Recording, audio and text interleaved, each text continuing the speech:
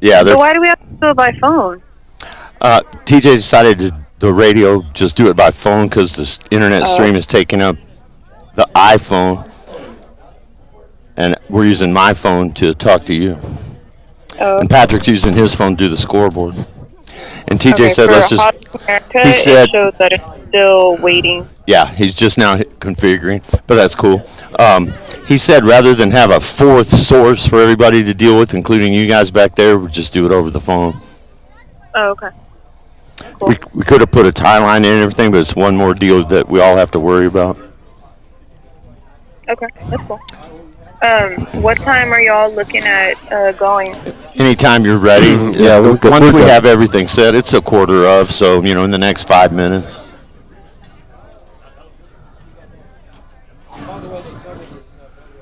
Or something close.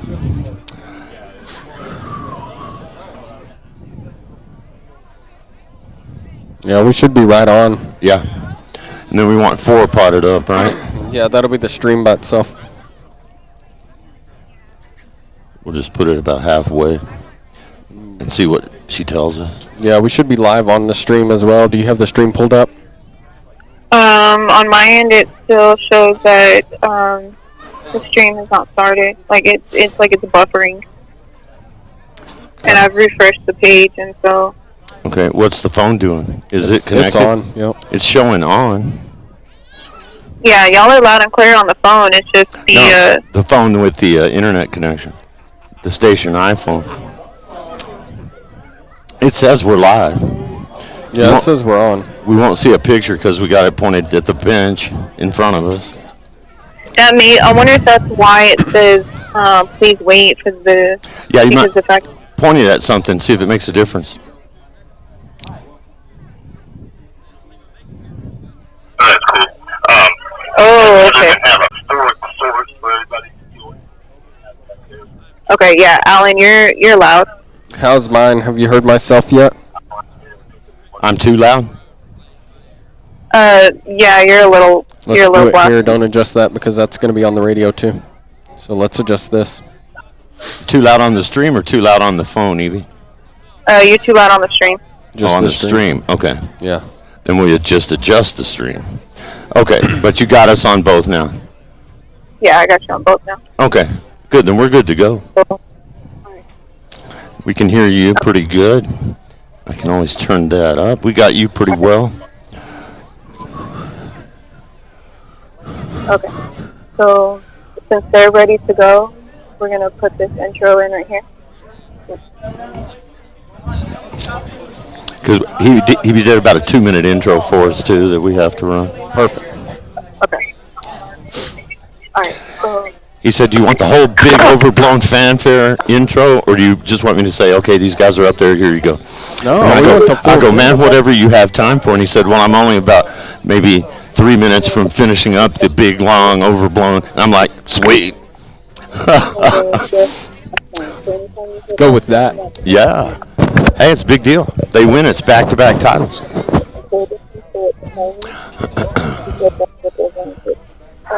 Of course, the year that matters is right now. That's right. You can't live in the past.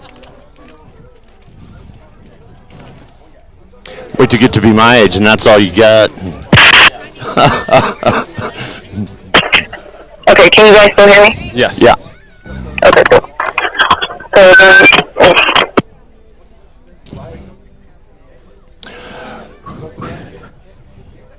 Perfect night up here, man. The hags are flying straight down.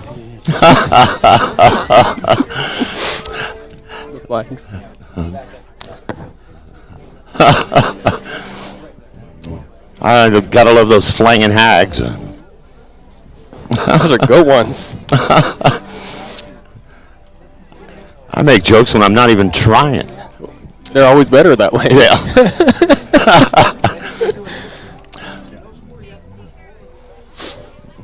All right, you got a minute 30.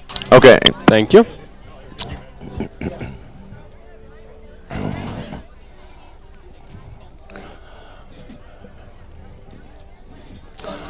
You gonna kick? Yeah. Okay. This should be good, man. Getting excited about this thing. It'll be fun. you call it last year? Yeah.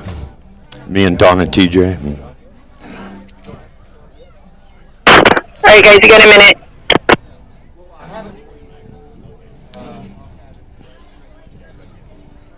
Listen to her shoot us off.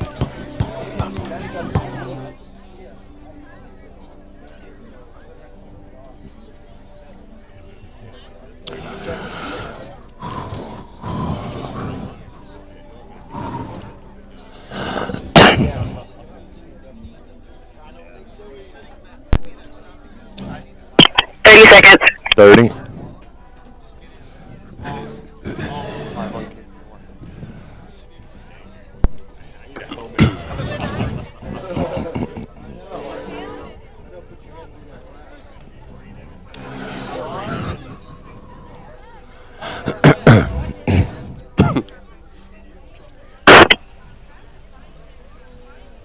All right, 5, 5. 3, 2, 1, go. Good evening from Herb Pyle Field in Tatum. It's Alan Scott along with Patrick Alexander. And man, do we have a game to bring you tonight. It's 8-man championship football. Top-ranked Tatum taking on their arch rival, the Melrose Buffaloes. So we got Coyotes and Buffaloes here tonight on what turns out to be a perfect night. There's about a 3/4 moon hanging over the field. If you look back to our left, we're right in front of the press box. And we've got a great view of tonight's game, Patrick. It's beautiful. The winds had me a little bit worried earlier today, and especially this morning when they were howling. But it's almost perfectly still here tonight. It's about a crisp 45 or so. I'm thinking it's 49 when I arrived. Man, it just doesn't get any bigger than this state championship football, man. No, Tatum and Melrose, you wouldn't have it any other way. These teams both played each other a month ago, and they're matched very evenly. So it's exciting. The weather's perfect. It is a crisp night. That's exactly how you want to play football. It is. In fact, I overheard the athletic director, Greg Slover, say, "We finally got some football weather." That's right. And I was down. As a team was coming off the field, Tatum from their pregame warm-ups. I happened to be down underneath the bleachers there, and almost got run over. First off, and then secondly, I heard a lot of people from pickup trucks going, "Let's get her done," and I'm like, "That's Lee County football for you." And if anybody can get her done, it's this Tatum Coyote team. I'll tell you what, they're exciting. They're playmakers. They can make big plays, and they can also be very methodical, as we saw against Fort Sumner. But these two teams have a long history, and once that whistle blows and you kick that first kick in the air, everything goes out the window except hitting each other. And they play clean, but they play hard. And the last matchup here, Melrose had the lead at half, 20-18. Tatum went on to win that thing. Well, the final was 38-26, right? That's right. And so, man, we're looking for just as many fireworks tonight. We're hoping, of course, that Tatum will take the lead. If they get up by a couple of scores, it doesn't matter who they're playing. They're hard to catch. Well, they're going to hand the ball off, Alan. If they get a lead, they're going to hand the ball off to either Luke Field or Hayden Mullins, and those two guys are going to bring it to the house for them. And that's exactly the way Tatum likes to play. They like to play big boy football with these 8-man schools because they're capable of doing that. Yeah, and I'll tell you, man, they are hard-hitting on defense. They're hard-hitting on offense. And one thing that they do have, and most of the teams that they've played, if you look at the big picture, have a couple or three skilled players that carry the load for them. Tatum has the luxury of having about a half dozen. They can bring guys at you that haven't made a big play all night, and they'll do it. In fact, in one example, one of their biggest playmakers, Abraham Duran, they didn't even dial up his number through the entire first quarter, and then once they did, he went wild, making big plays. And they've got a lot of bullets in the holsters, what I'm trying to say, Matt. They do, and Tatum's deep. They're a deep team. They're going to be able to pull people from the sideline that you haven't seen all night and make plays. And Abe Duran, like you said, he didn't touch the ball in the first quarter. Yeah. But as soon as he did, then he got a slant for a touchdown. And then, the opening kickoff of the second half, he runs one back. But none of that matters tonight. It's a brand new night for both of these teams. True, and if you think Melrose doesn't believe that they can come in here and knock off top-ranked Tatum, you better think again, because I know that they have that square in the middle of their brains tonight. And we don't talk about the coaches that often. Their head coach is Caleb King, assistant coach Dickie Roybal, and another assistant Lance Widener. And as the Coyotes come onto the field, Head coach Brent Satterwhite, assistant coach Robin Fulci, and Victor Solis, the other assistant coach. They've done a great job with these kids, and we've been watching them all year. Only one blemish on the record, and that was that Fort Sumner game, which kind of stands out like a sore thumb. Now they beat them handily here. They took on that game on short notice. The first game of the season. It is still a rival for you. They're in your district. Yeah. And you take on that game, and if you're Tatum, you didn't have to. Right. But you did. But it was their first real game of the season because they had mercy ruled Navajo Pine. Correct. Dulce said, you don't want to come up here and play two quarters of mercy rule football. Well, it was Manal because they beat Dulce as well. I did both those games. They were just total blowouts. And then they had to play Manal where they had hosted one of those games. And Manal said, you want to come up and do another over in two quarters? We're just going to kindly bow out. And that's when Fort Sumner stepped up. And that's how that game happened. That's right. And it was short notice for both teams. So I don't want to take anything away from Fort Sumner there. But when you talk about this Tatum team, they've gotten better every single game. The last game they played against Logan, I couldn't find anything they did wrong. And that's a good place to be going into a state championship game. This is correct. And the only really thing that they have done, not necessarily wrong, but not been the best at, was 2-point conversions, and they've cleaned that up. We're going to take a break, let you hear from our great sponsors as we pause to honor America, and we'll be back with the kickoff of the Class 8-man football championship live from Tatum on Z94 KZOR. Yeah, you're clear. Okay, everything sound good? Say that one more time. Everything sound okay? Yes, sir. Okay, perfect. How long were you needing? Give us about a minute and a half. Yeah. A minute and a half? Okay. And if we need more, we'll let you. extend. Yeah, they're in the introductions now. It might be 2 minutes. Okay. Yeah, go with 2, and we'll see if we're back. And I don't mind being here for the anthem as long as we can hear it. I kind of like hearing it. Number 20, Max Cena. 21, Brandon Garcia. 24, Jackson Odom. 25, Nolan Devaney. 30, Riker Loomis. 1 minute. 42, Logan Devaney. Yeah, they're still in introductions. I probably paused too early. But you can come back to us if you want to, and then we'll just roll with it. I thought Tatum was lining up for the anthem, and they were lining up for introductions. I can go through stats when we get back. Yeah. And she says our levels are fine. You sound really low to me. 30. That's good. I sound low or Patrick sounds low? I do. Is that better? It is for me to be able to hear you better, especially when there's yelling and stuff going on. Right. 15. Okay, 15. 10.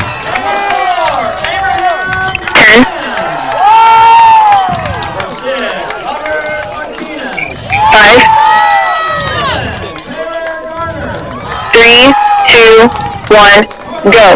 And we are back at Herb Pryor Field in Tatum on Z94 KZOR, today's best music mix. And you're home tonight for a state championship football as we follow the top-ranked Tatum Coyotes taking on the Melrose Buffaloes. Patrick, do you know what seed they wound up as? Melrose? They were the number 3 seed. Number 3 seed. Yes, sir. Okay, and Fort Sumner was 2? Fort Sumner was 2. Okay, there you go. There's not much really between 2 and 3. I mean, at the top 3 really, Tatum, Fort Sumner. But I think more so Melrose and Tatum. These two teams they're evenly matched for the most part. I think Tatum, as I mentioned, has a few more weapons, and always like the tradition here of introducing both squads. That's what they were doing. I thought they were lining up for the American honoring America, but they introduced both teams, and Tatum will run around and come down and shake hands or slap hands with the Melrose Buffaloes.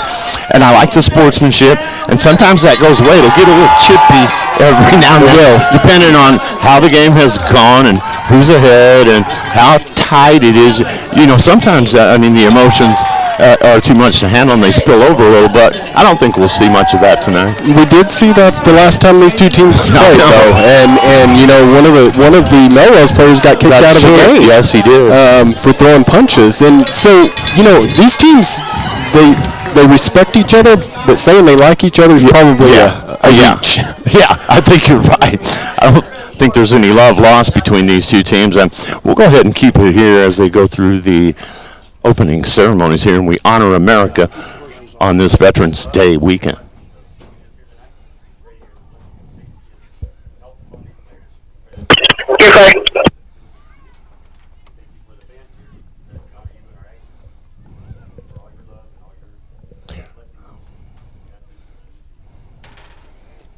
Flag is located down by the scoreboard. Please stand.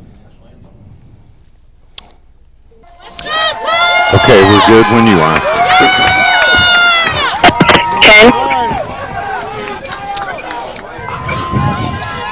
5, 3, 2, 1, go. Back on Z94 KZOR, today's best music mix with Class 8-man championship football. Tatum and Melrose about to tangle. What jumps off that stat sheet, Patrick? Well, Tyler Garner throwing the football. It's been impressive all year. He's thrown for 1,706 yards to this point. That's only 9 games, Alan. Yeah. So the other thing that you really have to look at is Hayden Mullins, and he averages 138 rushing yards per game. Wow. So You can see it. And I love the way he runs. Squared up, head up, good vision. We'll make a cut in a split second. Yeah. Well, just smart runner. He sees the gap and hits it quick. But if you're going to try to stop him, he's going to hit you. Oh, yeah. And he delivers as good as he gets, even when he's carrying the ball. And a lot of these guys go two ways. He's a pretty good hitter on defense, too. You got Luke Field also, who will come in off the bench for you, and they'll do a direct snap. They'll take the quarterback, Garner, out and do a direct snap, generally to Mullins. But those two guys are comfortable in the backfield by themselves. Well, and when you have those two guys running downhill at you, I'm not real sure what you're going to do. These are big boys. Yeah. Tatum's going to kick, and we are just about set to start this state championship game live from Tatum, New Mexico. Patrick Alexander, myself, Alan Scott, and Taylor Garner will get it going, and he's going to give him a mid-range kick. That's taken and then handed off by Melrose around the 25-yard line. Good cut and a good return out to the 45 by Jaron Bruce, who wears number 12 for the Buffaloes. I believe that was Jackson Odom for Melrose, who number 24 handed it off. Yeah, but Cardenita, that's the guy you got to watch out for if you're Tatum. Yeah, and Jackson Odom, 12, received the kick. That's why his number's stuck in my head. And they're going to go with twins out to the far side. One near, nobody in the backfield but the quarterback. He's going to keep it. That's Cardenita. And he's got a decent gain out across midfield, depending on where they mark it. He's about a yard into Tatum territory, or they're going to put him right on the 50. 2nd and 5 here. They'll give him 5. And Melrose always has a couple of guys who just are gigantic. 42, big, strong, tall guy, and the guy next to him on the line, I can't see the number, but they got some good size up front. And it's going to be another running play. And cut upfield and probably going to get the first down is Dathan Yeary, number 11, on the carry for Melrose. Ooh, and a good handoff there. Tatum's expecting Cardenita to keep most of them, so a little misdirection sends him to the close side and gets 5 more. So Melrose not taking any time getting loose or needing to get warmed up. They got a first down, and they are in Tatum territory at the 45-yard line, just a minute into this game. 11:26 and counting here in the first quarter of the championship game. All the marbles are on the line here. And back in the shotgun is Cardenita, and it's going to be a running play again. He's going to try and turn the corner, and this time, great play there by Ed Duran. Big tackle for right at the line of scrimmage, but if he gets past that one, he's going a long ways. Yeah, and that play was kind of slow to develop. He had to wait for his blockers to get out in front of him, and it took him a while to turn the corner. Abraham Duran came up from his defensive cornerback position to make that hit, and that was a great play, and they lost a yard. 2nd and 11. And Cardonita is going to take the snap. He's going to throw for the first time tonight. No, he's not. He tucks it and runs it right toward that same corner, and he makes the corner and the first down and more. And that might have been a late hit out of bounds, and it is. And flags are flying all over the place. At least 2 of them in the air. Good eye, Patrick. They're going to get Tatum. You just can't hit them when they get out. You don't want to give that up to them. No, and part of that's the intensity of the ball game, wanting to stop him, but he already had the first down, so really you hurt yourself with that penalty because he had the first down by some distance when that hit happened. A lot of times, though, it's easy for us to say, how do you stop your momentum if you're going in there trying to deliver one like that? You can't just pull up, so part of that, too, is he was tight roping the sideline. He was, and tight roped it really for about 10 yards before going out of bounds. And that's a major gain after the penalty. Now you got a first down and 10 at the 19 for the Melrose Buffaloes in the red zone here early with 10:36 to play in the first. Cardonita option pitch. Gets it out there. Good defense by Tatum, not letting him get any more than about 5. Yeah, gang tackling there on Dathan Urey, who took that pitch. And Urey's another name we'll call a lot tonight.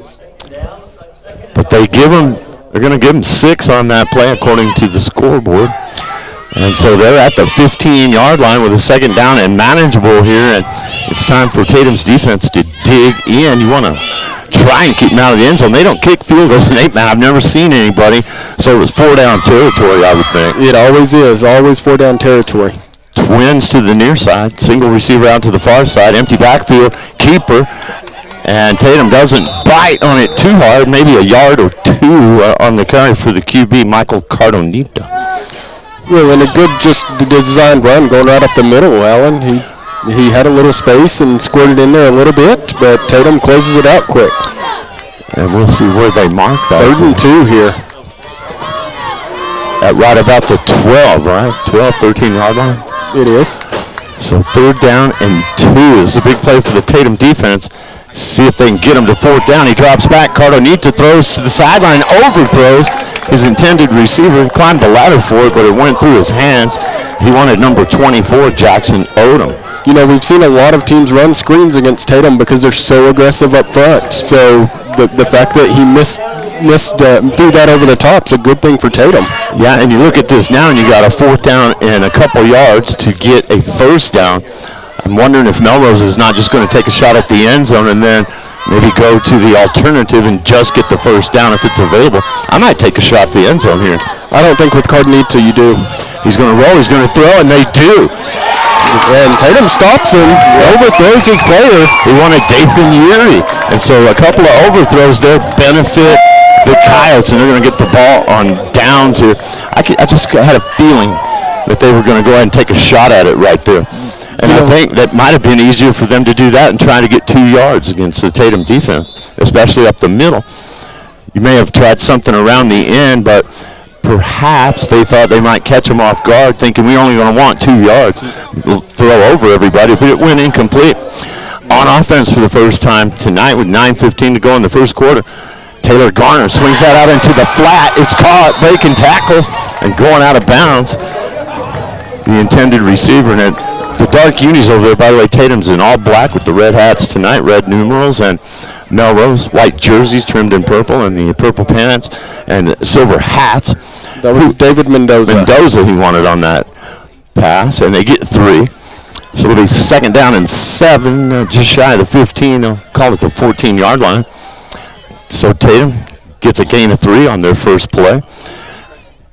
Mullins in the backfield. He's going to fake to him, roll out. He's going to keep it. Taylor Garner has running room. Out across the 20 and out of bounds.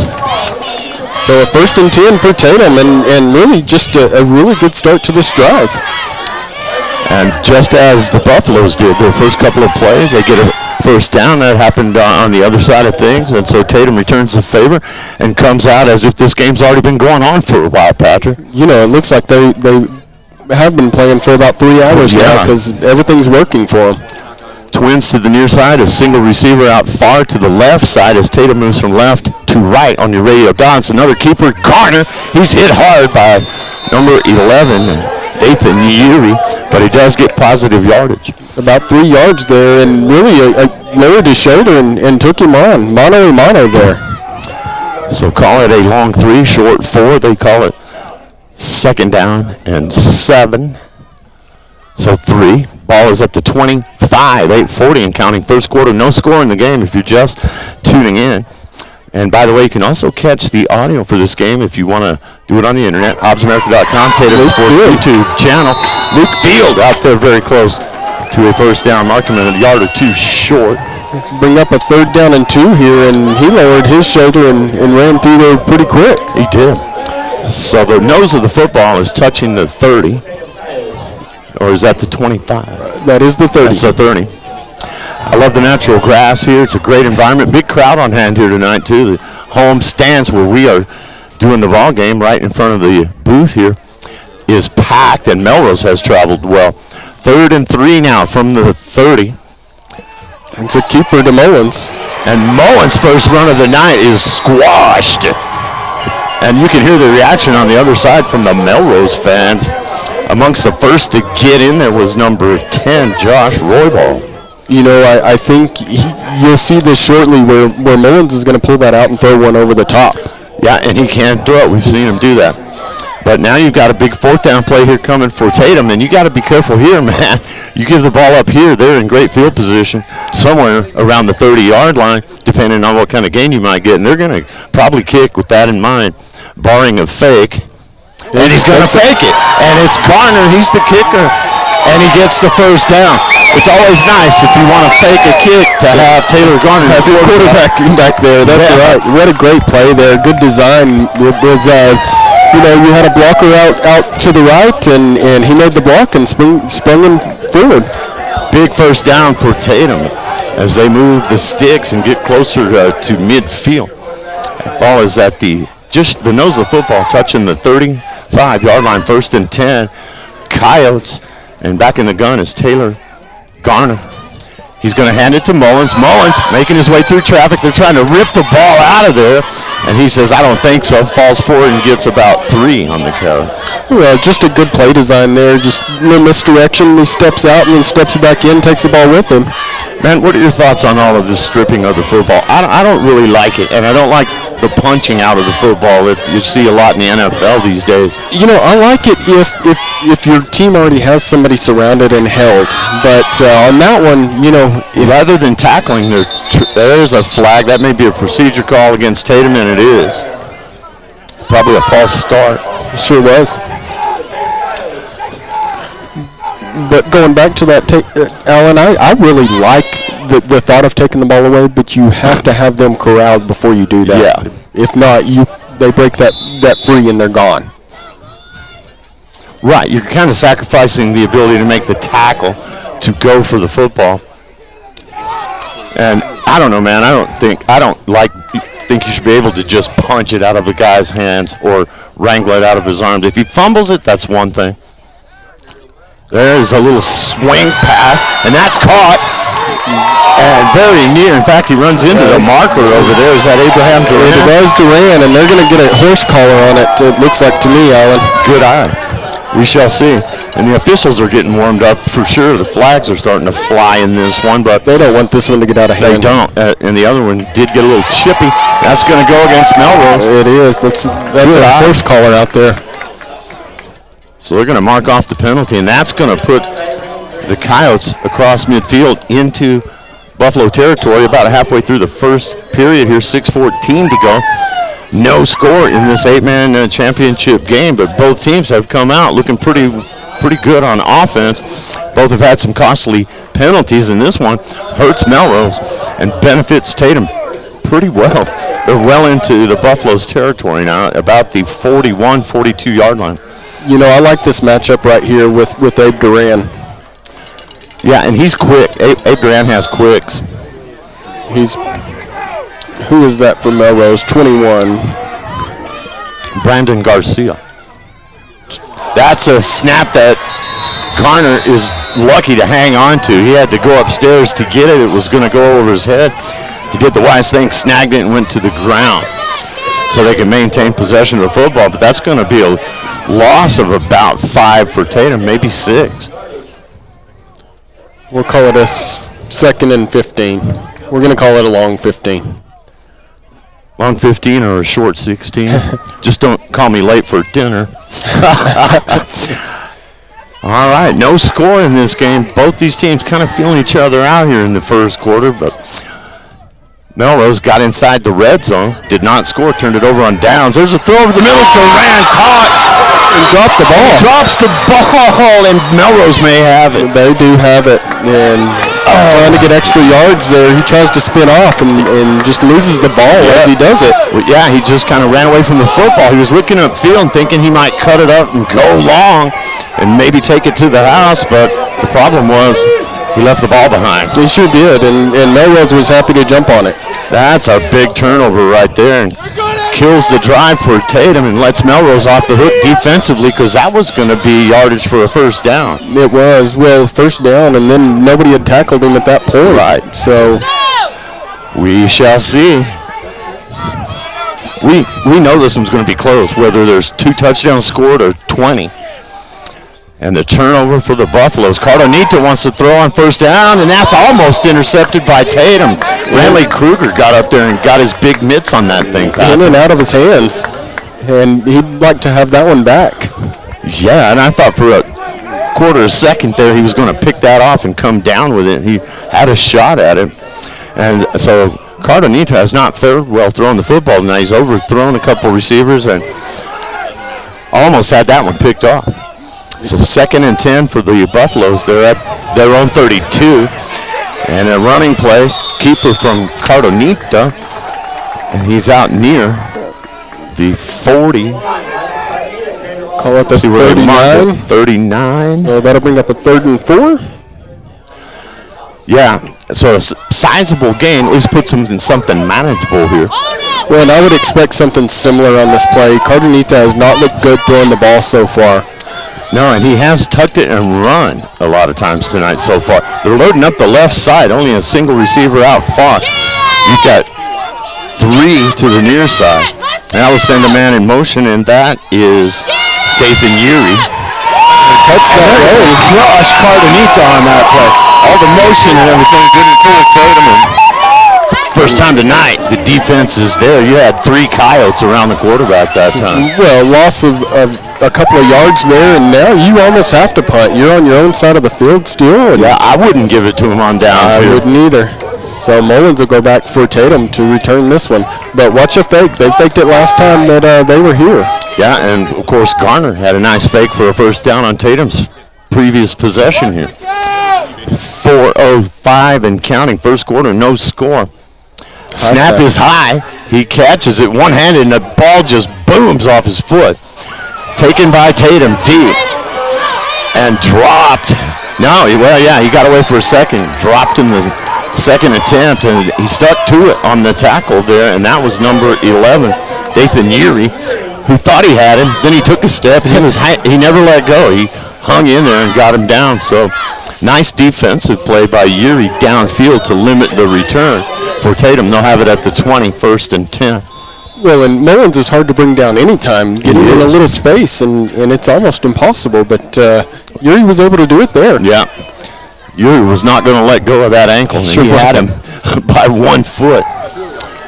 So it's more or less where you'd be if there was a touchback. You're at the 20, 1st and 10, Coyotes. Garner takes that high snap, swing pass to Duran to the near side, breaks a tackle, cuts upfield.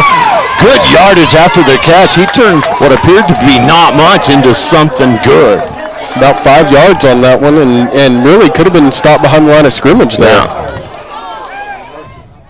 And so a nice play. He had a lot of defensive traffic around him and was able to sidestep some of it and break through, and he did get half of what they needed. 2nd and 5 at the 25. Mendoza going to bring in the play from the sideline for Tatum here. And I don't know if I would have thought with coming up on 3.5 minutes to play in the first, there wouldn't be a score. You know, I think both teams are still filling each other out and seeing what they can get away with. Garner on 2nd and 5 looking to throw. That's caught. That's Mullins. He's got the first down and more.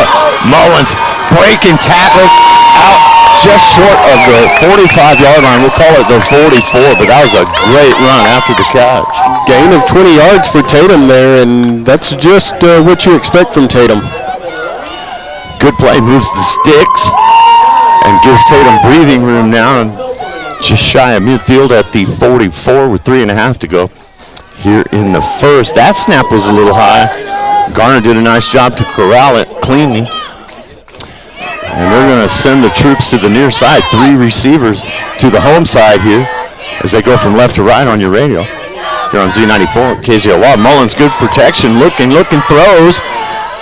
And intercepted. It's picked off by Cardenita. And they're going to get a late hit again out of bounds. Wow, that's the second late hit on Tatum. And yeah, it's one thing to throw an interception, and then it rubs a little salt in when it's the opposing quarterback who picks you off. He's going to do everything. Last time you promised he was going to bring me popcorn, and he forgot to. Right. You're the only guy he forgot. I got mine. But a good play. He saw him reading Duran running across the middle and then undercut it. And yeah, good anticipation. He timed it just right, and he's got some size on Duran. And then you put the penalty on it, and it turns into something even bigger. That's going to put Melrose inside the Tatum 40 at about the 38 with a 1st and 10. Just can't make those mistakes. How quickly things can change. Handoff, and cutting it up for good yards is Yuri. He's out close to a 1st down. Another 1st down and pickup of 12 there for Yuri, and they had somebody else taking the snap. That was Braden Eldridge. And I'll tell you, man, they're feeding off the momentum of that interception. They're charged up on that play, and you could see it. You know, a lot of times teams will actually take a shot at the end zone after an interception just because of momentum. 1st and 10 at the 25 for the Buffaloes. 2:45 to go in the first. It's a handoff. It's Yuri again running hard. Dragging guys along. Yeah. At the bottom of that pile, I'm going to say was Robert Martinez, number 6, or was it number 9, Mendoza? I believe it was Mendoza there. It was definitely David Mendoza's. So Martinez is on the sideline. Right, going to give him 6. 2nd down and 4. And they're just running a power game right now with Cardenita out of the game. Just shy of the 20-yard line. That's a direct snap, and all over it is Hayden Mullins. And he just crushed Jackson Odom. They direct snap to the running back, and Mullins said, "Not in my house." Literally. He was right there. I heard him say it. But a good tackle for loss, yeah. That brings up a 3rd and 9 instead of a 3rd and 4, and much better if you're Tatum's defense. Yeah, I'm going to tell you, it's as if he knew what the play was going to be. He was all over that. He saw the direct snap was coming, and it appeared nobody could block him. Under center this time. And they're doing some trickery. Fake one way, hand off the other way, and they brought in a fullback, didn't they? Yeah, number 42, Logan Devaney. Big boy. I mentioned him at the top of the game as one of their bigger players, and they used him at a fullback position that time, and they got a gain, but nothing too big. We'll bring up a 4th down and 4. So a big play here. They stopped them inside the red zone the first time. They're just shy of the 20 this time at the 21. 4th down and 4 for the Melrose Buffaloes, and quarterback this time is Josiah Roybal, number 4, and we got movement. Luke Field jumps off sides. The defense so anxious to make that big play. I was hoping one of the Buffaloes false started, but they did not, and that's 5 against Tatum. And that's an automatic 1st down. And 1st down, that's a big penalty. You have them stopped, you have them right where you want them, a 4th and medium range, and then you give it to them. Yeah, and Melrose, to their credit, has come out in a lot of different looks, different sets. Under center, shotgun, no quarterback at all. Roybal under center this time with a 1st down. Fakes the handoff, wants to throw over the middle, does. And a good play by Duran. Great play there defensively by Tatum. And he wasn't he thrown to Carter? He sure was. So they'll switch the quarterback and have him run out as a pass receiver. You know, the last time these two teams played, they put Eldridge in. He just wasn't throwing the ball very good, but that was a good pass right there. Just better defense by Tatum. Josiah Roybal in the gun, looking to throw, fade pattern. Caught, that's a Melrose touchdown in the corner of the end zone, right under the scoreboard. Brandon Garcia. Nothing Buffalo. Brandon Garcia, number 21 on the catch, and a good throw from Josiah Roybal right into that left corner. 6-0.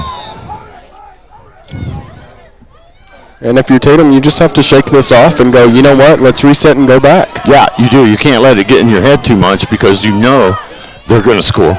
You know you're going to score if you're Tatum. So you just remain solid and keep your confidence at this point. 2-point conversion attempt is run into the end zone, and that is good. Dathan Yeary, who's run hard here in the first quarter. 2-point conversion is good, and the Melrose Buffaloes lead it 8-0. 35 seconds remaining here in the first quarter. So we'll just keep it here. We're about to hit the end of the quarter, and then we will take a break. Thanks to Evie for all of her help backing us up tonight on both the radio here on Z94, KZOR, and through Noalmark Digital Solutions and One Radio Square Sports on HobbsAmerica.com and the Tatum Sports tab. We'll get you to the YouTube channels where you can catch our audio. And you folks who are listening that way, we appreciate it. I appreciate you hanging in there because the NMAA has its own video outfit, ProView. We weren't able to bring you the pictures tonight, but you'll see our notice up there that tells you just that if you are watching on the stream tonight. If you're listening on the radio, hey, you can see the game just as well if you're paying attention. And that's a great thing about radio. It paints a picture for you. And a lot of times I enjoy listening on the radio more than I do watching a game sometimes. Well, you can make it how you want it, right? Yeah, in fact, Tatum wins every game when I'm listening to the radio. Every time. But we're happy to be on Z94, KZOR tonight, most listened to radio station, Southeast New Mexico, West Texas. The only thing that we're not real happy about is that Melrose leads this thing 8-0. And the kickoff is going toward the sideline, taken by Tatum around the 25. And not much there for Tatum. Melrose was all over it. So really good anticipation on the sideline by Melrose. They kicked it there, and everybody for them was running there. Yeah, good pursuit by number 11, Dathan Yeary. I told you, it's Yeary and Cardenita. Yeah, Yeary seems to be everywhere. He does. Tonight. So half a minute left here in this first quarter, and Tatum will have a 1st and 10 at their own 25. You just can't panic here, Alan. You still know how to play football and plenty just of play time. football. Yeah. Well, and really, Tatum looked the better of the two offenses, but the interception hurt him. Well, and penalties to this Penalties point. have been a killer, too, on both sides, but more so on the Tatum side. Late hits out of bounds. 35 yards in penalties. So here we go, 1st and 10 at the 25. They're going to hand it off, and crushed by the Melrose Buffaloes. Big number, what is that, 54? And 54, or is it 64, Brody McAllister? It's 64, sure is. That's a big boy. And he was able to corral Mullins. We got another penalty on Tatum. It's a holding call on Tatum. So just as we were talking about it, Patrick, it comes back to bite him again. With 26 seconds remaining here in quarter number 1. 8-0 Buffaloes. You've given Melrose 45 extra yards already in this first quarter. You've given them almost half a field worth of yardage. And Melrose doesn't need help getting the fish around the field. That's true. 15 seconds remaining here in the first. So Tatum is now, after the penalty, looking at a 1st and 23. Buffalo's defense dancing around, trying to distract him. Garner will keep it. Good keeper by Garner as he's back past what was the original line of scrimmage for a decent gain, somewhere in the neighborhood of the 30. It's going to bring up a 2nd down and 8 at the start of the second quarter. So that puts the first quarter in the books. Pretty good run there. He got about 15 of the 23 that they needed. We'll take a break. Let you hear from our fine sponsors making all of this possible on the internet and on today's best music mix, Z94, KZOR. You're clear. Thank you.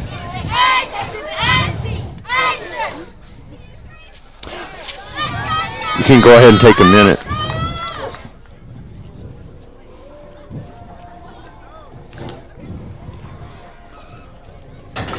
Oh.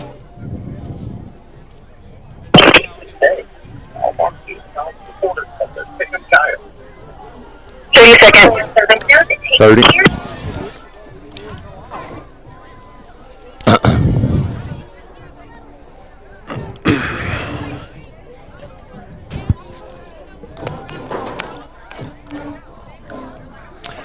I'll bring us back from the break and pitch it to you. 398-3490. That's 398-3490. This play broadcast is brought to you in part by Tanny's House 3, 2, 1, go.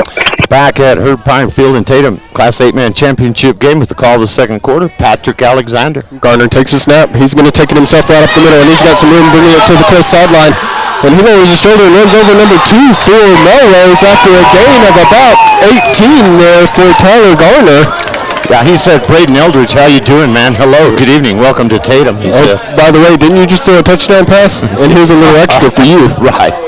So a big gainer there for Tatum. Garner with the keeper, and as long as Melrose is going to back off on the receivers like that, Garner's going to have all day to run. Yeah, he's had a couple nice runs the last 2 plays. Tatum going to come out with trips to the right, 1 to the left, and Garner alone in the backfield.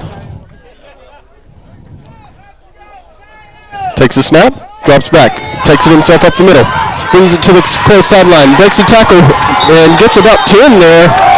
So another first down for Tatum, and Garner's doing it himself right now. I'll tell you, man, you described it right before it happened. He will tuck the ball. He didn't have much downfield, but he knows he can outmaneuver those big defenders, and he did it again. They're trying to put a spy over the top of him, but Allen, he's too fast for that spy. Yeah.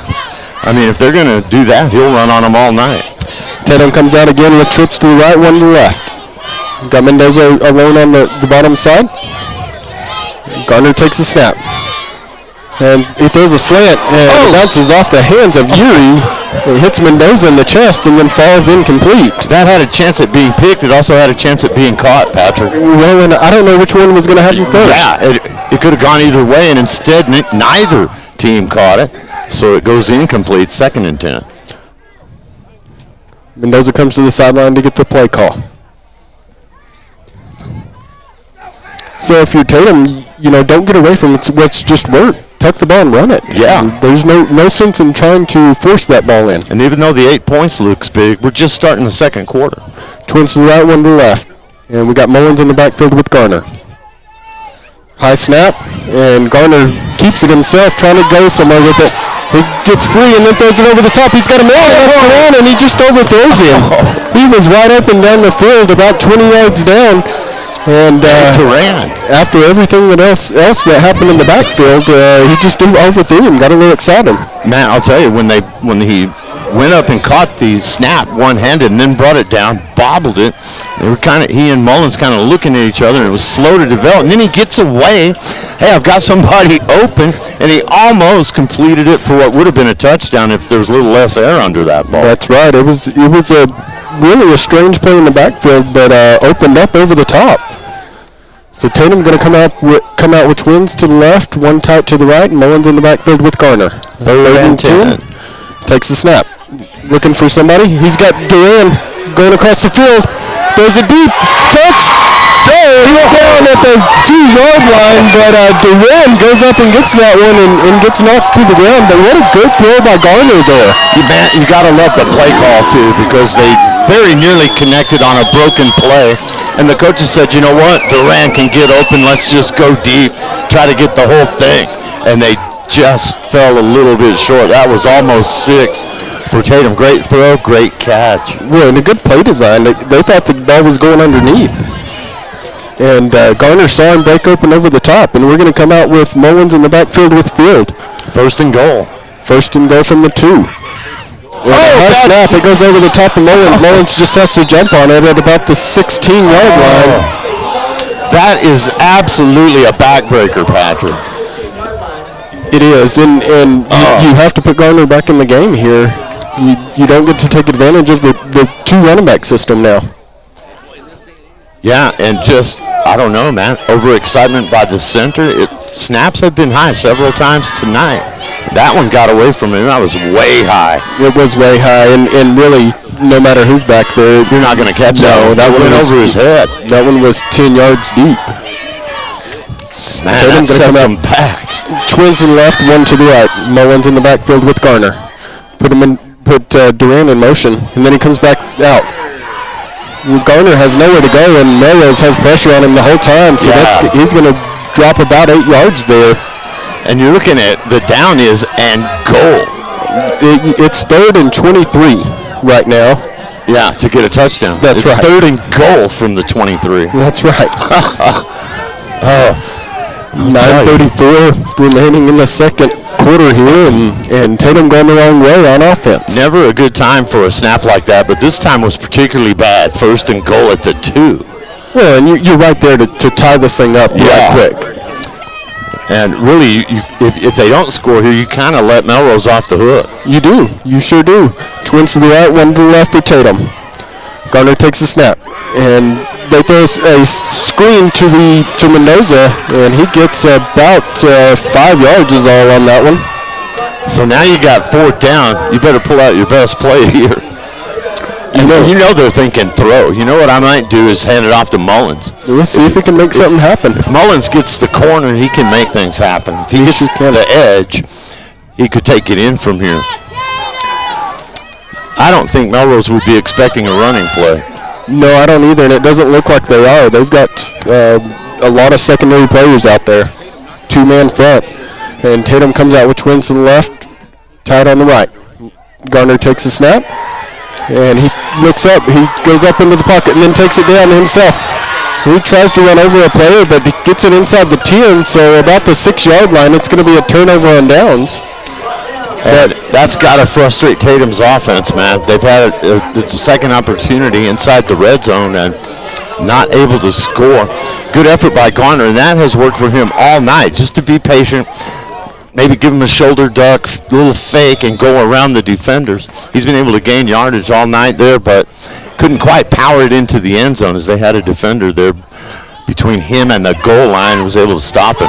So Melrose is going to come out with an all-tight set, 1 man in the backfield, and that's Yuri. He's going to take the handoff right up the middle and gets about 8 yards there, and before Tatum's able to gang tackle him down. Yuri with hard running. He's been keeping the feet moving all night long on every carry, and 3 or 4 guys hit him there, and he still gained a yard or 2 after that. 2nd and 3.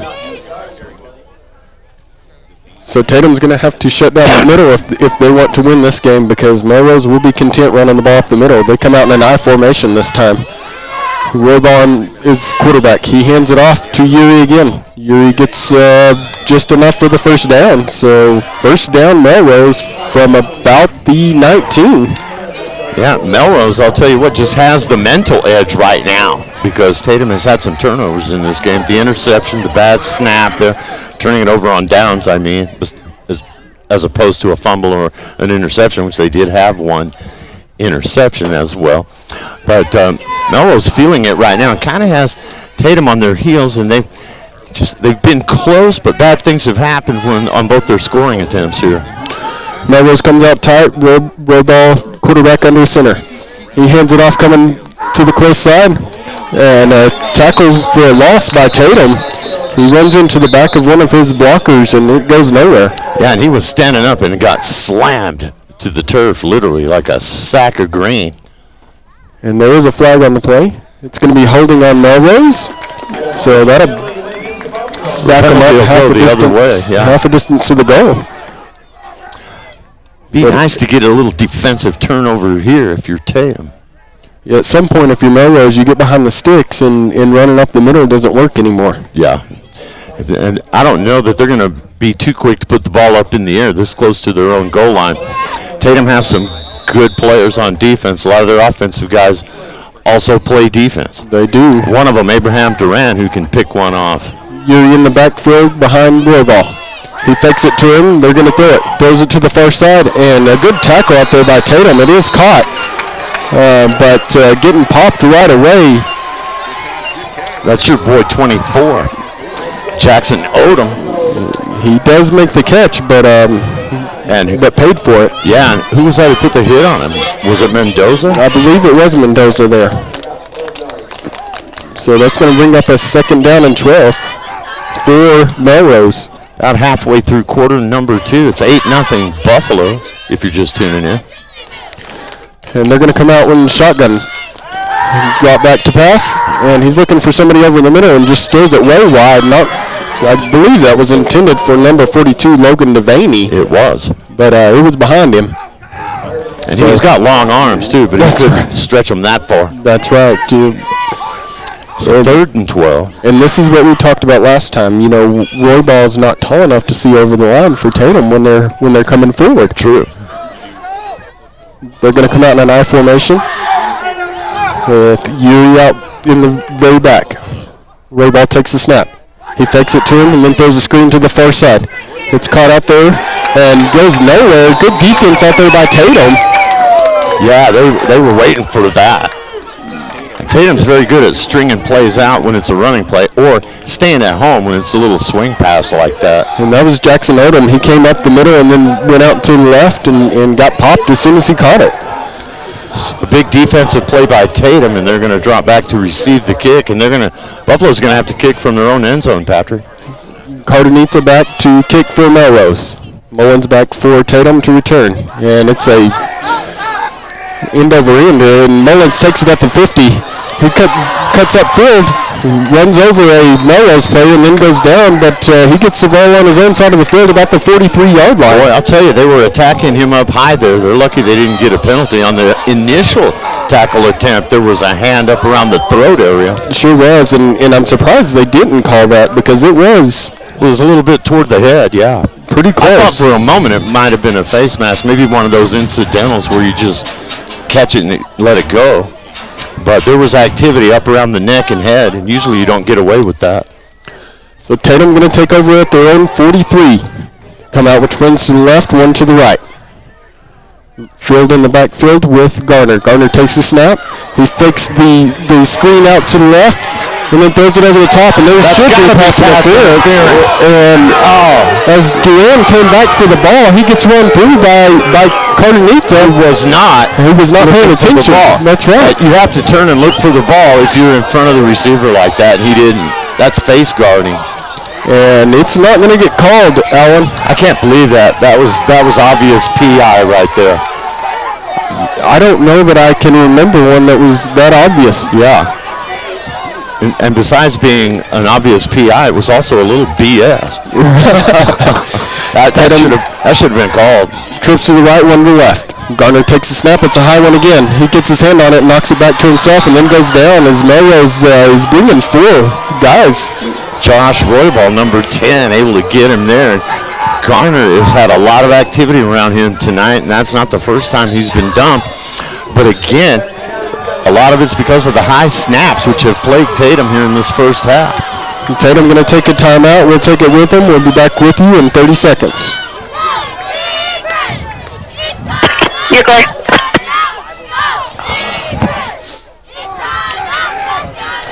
Yeah, I don't know, man. If the pressure's getting to them, they're doing things they don't normally do. 15, Just uncharacteristic. Yeah, 10, it's kind of freaking them out, I think. 5, 3, 2, 1, go.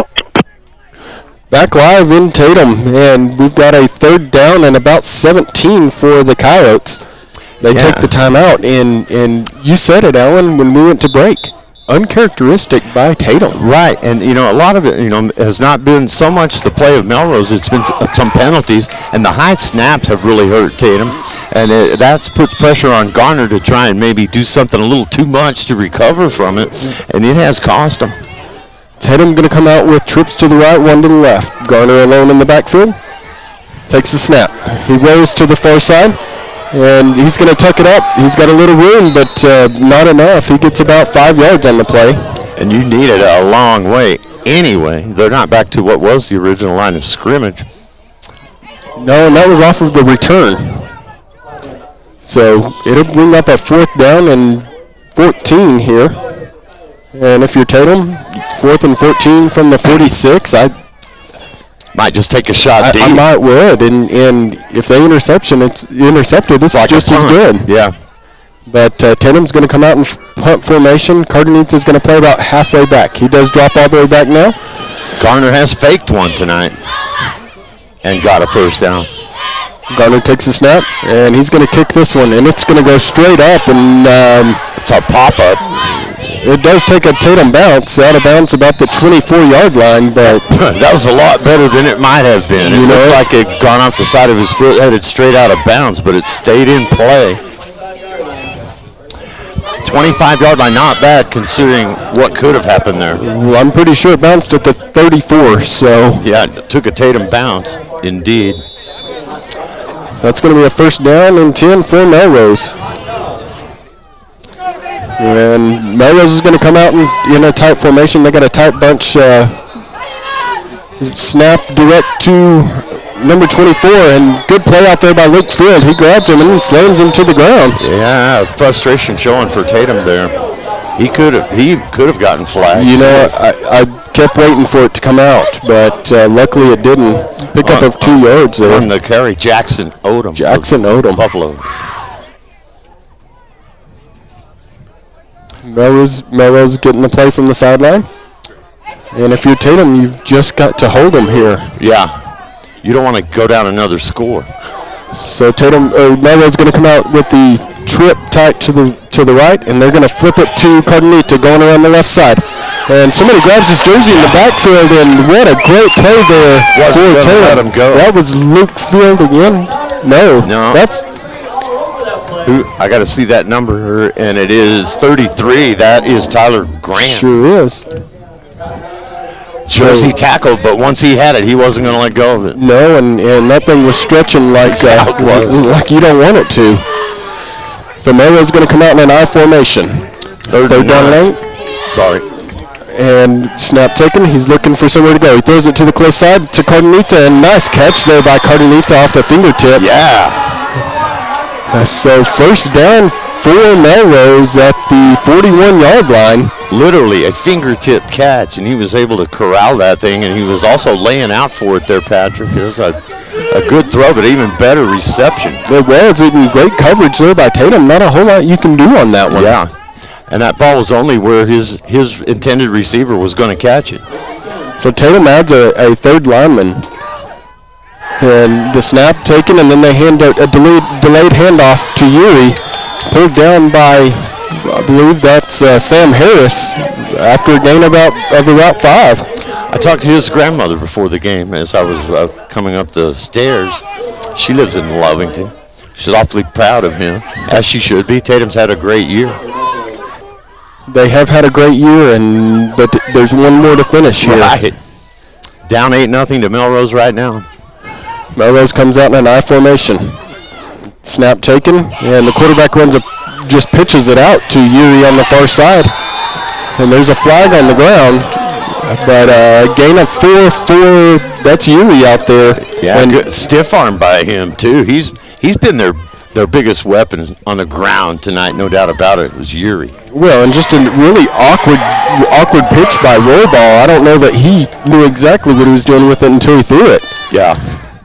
So there was a penalty on Melrose here, so that's going to back them up 10 because that was a holding. So if you're Tatum, let those penalties help you right here. Yeah, because they've been hurt by a few, so turnabout is fair play. But a lot of times, Patrick, and they did it on that play, you'll see a team load up one side and then go to the other side. Go That's away what from they did it. there. That's right. You get the defense to overcommit to one side, and then you have numbers on the other. Melrose going to come out in a wing formation here. Snap taken by Royball. He hands it to Yuri up the middle. And Tatum does tackle him, but not after he runs over Luke Field for a gain of 6 there. Good hard running. They're still going to need about 8. He got back past the original line of scrimmage. They may need 8 or 9 here. But they had the two-man backfield of good misdirection and running hard. And Tatum there to hit him hard, but not before giving up some positive yards. We'll call it a 3rd down and 9, and if you're Tatum, you just need a stop right here, Alan. Yeah, you do. And an I formation for Melrose. Snap taken, fakes the handoff. Looking for somewhere to go with it, and he throws it back across his body, and that was dangerous right there. Yeah, it was. It landed right between 2 Melrose players, but Tatum was the closest guy to it, and that was Mendoza who dove for that one. So that'll bring up 4th down and 9. Just not quite enough room for him to undercut that route, but he gave it everything he had and could have been intercepted. that's a hard throw when you roll out to the right and then throw it all the way back to the left sideline. Yeah, you're kind of thrown across your body at that point, too. And we're under 2 minutes to play in the half here, and the Buffaloes will kick. And Cardenita does kick it, and it's a low line drive this time. Taken off the bounce by Mullins. Mullins makes a man miss and gets about 15 on the return, so up to the 37-yard line. But there is a flag on the play, and I'm going to bet that's against Tatum. Yeah, and a lot of times you'll get a hold or a block in the back on a return. We'll see what they call here. Illegal block in the back on Tatum. So it will be 1st and 10 with a minute 42 remaining in the first half, but you got a lot of field to make up now. Yeah, you do. And you need big plays to do that, and Melrose has been able to at least contain the number of big plays that Tatum normally gets. So they had the big pass play to Duran, wound up not being able to get into the end zone down there. But a big, long run, 50, 60 yards from Mullins is not uncommon. They have not been able to get that done here in the first half. He's only taken, I think, 2 handoffs to this point. Yeah. So Tatum going to come out, and they're going to leave Mendoza out wide to the left. Going out wide to the right is Kruger, and Duran's in the slot. Field in the backfield with Garner. Garner takes the snap. He gives it to Field up the middle. Field makes a man miss and then gets about 8 yards on the play. So a good run there for Tatum, but at 1:34 remaining, you're going to have to move a little faster than that. Stop made by number 50 for the Melrose Buffaloes, Nash Martin. So a 2nd down, and we'll call it 3. And again, a minute 15 now, and Tatum's in no hurry here. Yeah, and you got to be careful what you do here. You sure don't want to throw it up for grabs this close to their end zone. Twins to the right, one to the left. Garner takes the ball. He hands it up the middle again. And nowhere to go there, and that's Mullins on that one. I think Tatum, really, considering they've been shut out in the first half, they're probably going to be content to get to the locker room only down 8-0 here. At this point, I'm not sure that's a bad idea. Yeah. It'll bring up a 3rd down and 3, as Mullins didn't get anything back on that one. Clock running under 40. 8-0, the lowest we've seen Tatum score all year. Yeah, I don't think I've seen him get shut out at the half. I have not. Garner takes a snap, throws it quick to Mendoza, in and out of Mendoza's hands, and that's going to bring up 4th down. And Tatum's going to have to punt here and to a dangerous return man for Melrose. Yeah, and just enough time on the clock to pull off something. And there'll be a timeout taken. And that's another thing tonight, and they're just a beat off. They're kind of out of rhythm, Tatum, and we've seen not only the receiver, but also Abraham Duran in the first quarter as he looked upfield, unable to catch the football. Well, he caught it and then fumbled it. Well, yeah, he caught it and fumbled it. And right there, Mendoza took his eye off it, didn't catch it. If you're Tatum, you just got to get to halftime here, get everything recollected, and come back out and take care of business. Yeah, I mean, we know that things don't go your way on every play, but we really haven't seen it get to Tatum the way it has tonight. No, it has been strange, but, you also haven't seen Tatum take but really one shot downfield. Right. And that's not normal for them either. Right. Coming out of the timeout here, and Tatum going to set up in a punt formation. And it's got to be part of the defensive scheme from Melrose because they have been able to limit the big plays. And they have, especially the run plays. So Carter needs it back for Melrose to return. The snap to Garner, and Garner kicks a much better one than he did last time. And it dies. And they're going to down it at about the 45-yard line, and it was really close to touching the Melrose player there. Yeah. And all the fans on this side believe they did. And everybody here on this side thinks he did. They sure did. I'm not sure. It was close. It was Yuri out there standing, blocking, but the ball was a lot closer than I would have liked it myself. And that rarely happens. A ball usually will take a bounce one way or the other or to the sideline. It just almost died right where it hit. Sure did. But, Yuri wasn't even looking for it as Cardenita didn't clear him from the ball. Right. So if you're Tatum, just don't let him over the top here. 17 seconds. And it would have been like an incidental touch, but it was very close. It was, and Tatum's going to put Mendoza deep in the middle. Man in motion for Melrose. They bring it to the close side. He gets an end around, and they pick up about 12 yards there. Yuri again on the run. He's got to be averaging close to 7-8 yards a carry, if not more. 10 seconds remaining, and the clock does stop there. The Buffaloes will probably take a shot at it if they can get a play off, Patrick. They will, and they're going to come out quick. 5 seconds. Put a man in motion, fake it to him, and then he throws it towards the middle. It's going to be tipped by Tatum, caught by a Melrose player diving for 10 yards, but that's going to take us to halftime, folks.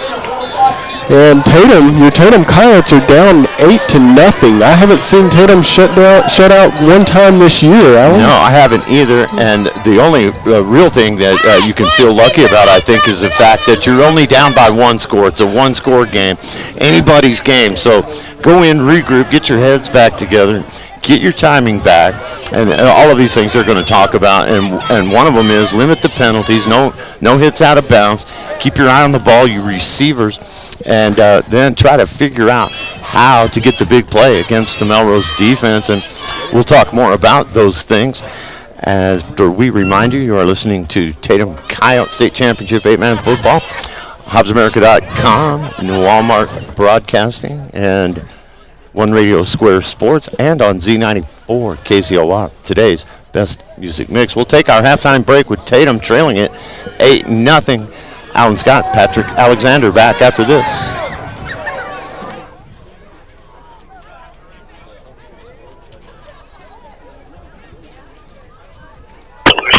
Clear. Okay, if you need to catch up, you can. If you need to catch up on ads, play as many as you want. We have 13:50 on the clock, and they'll probably put an extra 3 on the clock when they come. 13 on the clock. Play as many as you need to catch up. When they come out of the locker room, a lot of times up here, the teams are not here before the time expires, and they'll add time to the clock. So if you want to take a lengthy break, you can. Okay. He says you want to take a lengthy break. Thank you. Yeah.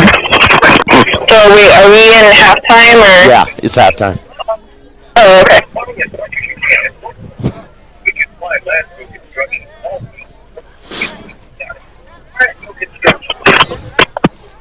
Are we the only game that we're doing tonight, or is Eunice playing? Jazz? Giles. Giles playing. How are they doing? I can get you a score. Thank you.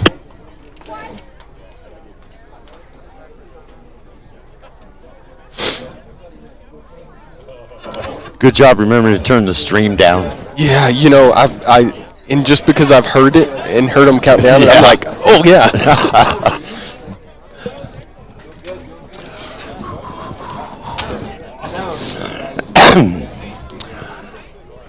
No, man, it seemed like when they had momentum and a couple things didn't go their way, it got in their heads.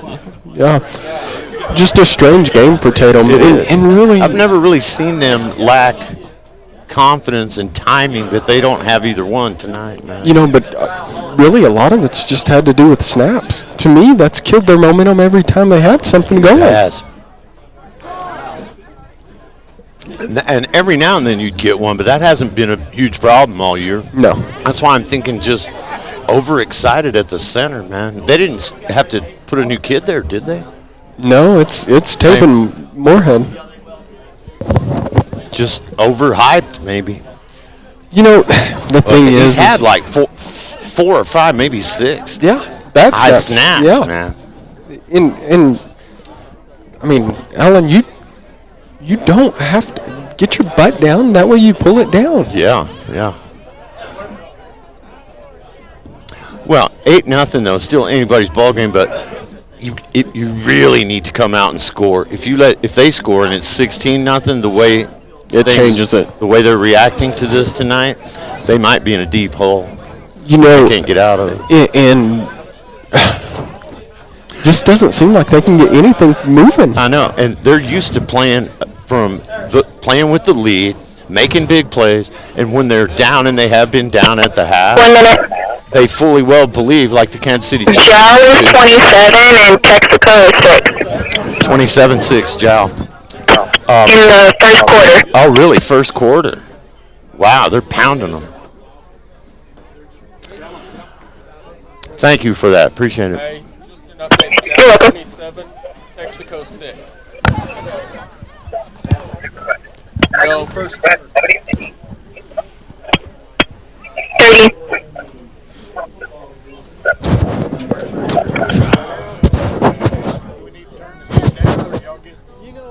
It's a little toasty.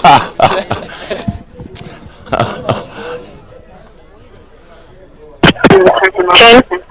Yes. 5. 3, 2, 1, go. Back at the 8-man championship game for the state title in this division in New Mexico, and the Tatum Coyotes have seen a rare goose egg on the board here at half, Patrick Alexander, and they only trail 8-0. If there's an upside to the first half, that's it. They're not down 2 scores, and they have played some good defense against Melrose, but they almost had it going on the big play downfield to Duran, and then they got turned away there on a bad snap, and so they've had some bad breaks. Some of them were not bad breaks. They were penalties. You shouldn't be hitting guys out of bounds. They've had a couple receivers take their eye off the ball. But that swagger, and I make an analogy with the Kansas City Chiefs, who could seem to do no wrong for a couple, 3 seasons there, and then the wheels kind of came off the cart, and you lose that. It's an intangible. It is. It's an edge. Everybody just believes, no matter what, that we're going to make big plays and win this game, no matter what happens to us. And Tatum plays like that. Tonight, it hasn't worked out for them, and I think really a lot of that is mental. I think they're having some mental things to deal with in this game because they haven't made the big plays. They haven't gotten to the end zone, and part of that is due to the Melrose defense. But I think they're in Tatum's head tonight, the magnitude of the game and the fact that they're not firing on all cylinders. So you've got an important halftime talk going on there with the coaches and the kids tonight because they're off their chow. We'll see if they can get back on it here and come out in the second half, and I believe that they can. And I think it's a really good thing they're only down 8-0. Well, and you have to be happy with that. And it's hard to be happy with, going into halftime, not scoring, but only to be down 8-0 when it doesn't seem like anything's gone your way so far. But if you're Tatum, listen, just regather yourself right here. You were losing to Melrose at halftime in the first time you played them. It's 20-18. It was, and you end up winning by 12. So if you're Tatum, you just go regroup. They had a big second half as you bring that up against Fort Sumner as well. They did. Shut them down. And, Tatum's done that a lot this year where they will just explode the scoring in the second half. Yeah. They make some adjustments, and really, I think you've got to give the ball to Mullins more. You have to. You do. They haven't been able to get it to him very much, and Melrose has done a good job of limiting his kick returns. We've seen Mullins get 50 yards on a kickoff return, so they've been able to do a good job on Tatum's weapons. I mentioned off the top that I think Tatum has more bullets in the gun belt than Melrose does, but Melrose has seen this act before, and they have done a good job of taking the major players out of it. And then, on top of all of that, and we don't want to single out anybody, it's a team sport, but they have been hurt by some bad snaps tonight in the first half, big time, I think. You just, those are things you just can't get back. Once the ball's snapped and it's a bad snap, you don't get those back, Alan. Yeah.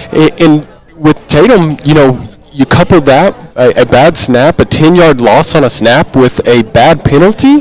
Right, and a penalty to boot, and you're at your first and your goal at the 2. And you just can't. You can't make those mistakes, and Tatum never has. They've not made those mistakes all year. Right. So at this point, you're down by 8, and really, you're in the game. Yeah. And you shouldn't be. You shouldn't be. I would try to take that mindset. Forget the first half. This thing starts over right now. You're down 8-0. We're spot them 8 points. We'll go out and kick their what. Well, you what you got to do. You have to. And I don't know what adjustments Tatum made coming into this game, but there were definitely some alignment things that they hadn't done before this year. It's time to go back to real football here that you've played all year. Yeah. And let's pound them down the middle and get those slants on the outside, a few screen passes. Yeah. Things that we've done all year and take advantage of a really good Melrose team but they're really, really active and take advantage of that and get behind them. Yeah. And, I think that Tatum is used to, they're not afraid to come from behind. They've been down before, but they haven't gone through 2 quarters where they weren't lighting up the scoreboard. They weren't able to get to pay dirt.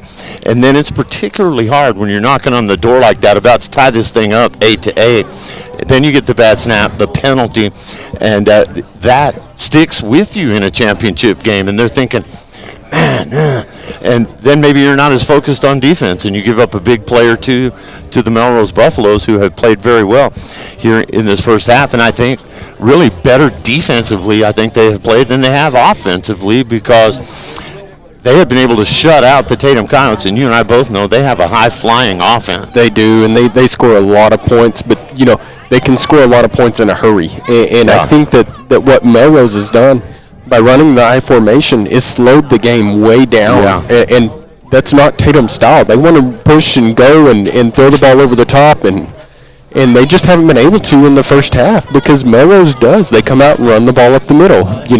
3 plays, get a first down. That Yuri kid, number 11, has had a huge first half. Huge He's game. dragging people, getting yards after being hit, and getting first downs. He's been, done a great job moving the football for them. And otherwise, it's only 1 score.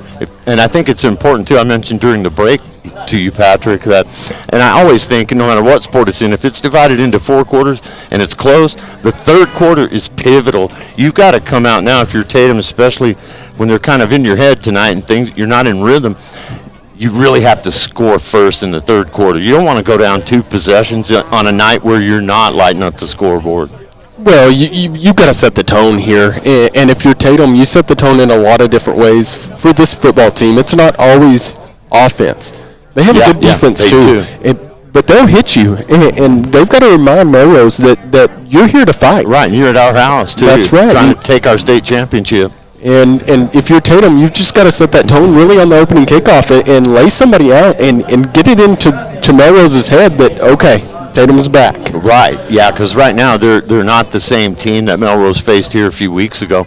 And we've got 3:31 left here on the intermission clock. I want to remind you that our broadcast on the World Wide Web, HobbsAmerica.com, Tatum Sports YouTube channel, and on Z94, KZOR, Hobbs, New Mexico, is brought to you by Danny's Hot Oil, EJ's Pumping, LLC, Norley Tatum Clinic, First American Bank in Lovington, IPS Incorporated, Lasco Construction, Bob's Thriftway, R360, the Tatum Schools, Now Pharmacy, and Legendary Services. And we're anticipating, because of most games we've done, the clock will expire, the teams will come out, and then they'll add some additional time to that clock. So that being said, with just under 3 minutes and counting, we'll take a break, let you hear from those fine folks who we could not do this without their generous support. And we'll be back with more halftime chatter. Alan Scott, Patrick Alexander on Z94, KZOR. Clear. Thank you. Thank you. How much time? Whatever you need. We've got 2.5, and Tatum's not back out here yet, so they'll probably put some time on the clock. Give us 3. You can take a 3 Okay. if you want. All right.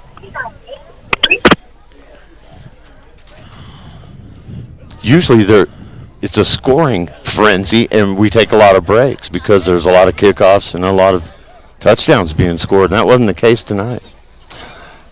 The first half went by pretty quick because of that. Yeah.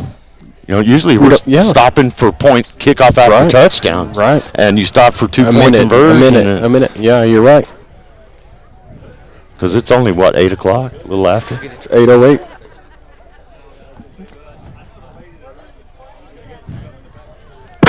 Two minutes. Thank you. What was it, 26-7 Jowls up in the first quarter? 27-6. 27-6. Jowls got a good team. Some of those badass basketball players they got are playing football, too. They are. Well, in Jow, they seem to reload every few years where they will just pound teams. Yeah, and then they have years where they can't find the rear end both hands. But they have had some football teams, man. TJ and I went a stone's throw short of Colorado when they had to play up there a few years ago. Right. 8 hours plus from Hobbs just to get there. It was up by Chama. Really? Yeah. It was Escalante. Ooh, yeah. I mean, you could throw a rock and hit Colorado from where we did that game. That's a long way. Yeah.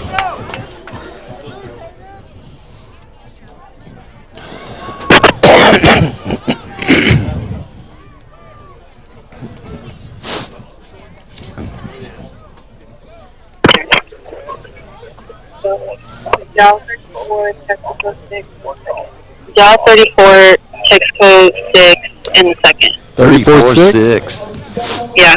Wow, they're going to mercy rule him if that keeps up. You guys have 30 seconds. Okay. Thank you.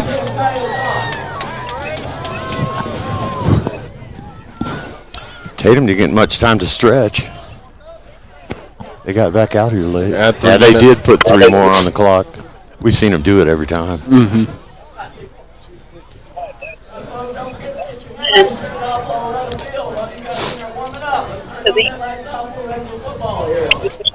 Yeah. 3, 2, 1. And we are back in Tatum at the break, halftime at the 8-man state championship game. Tatum trailing the Melrose Buffaloes 8-0. And by the way, as of earlier tonight, the Tatum girls volleyball team were still alive after losing 3-0 to Texaco, but each one of those sets was close, according to athletic director Greg Slover.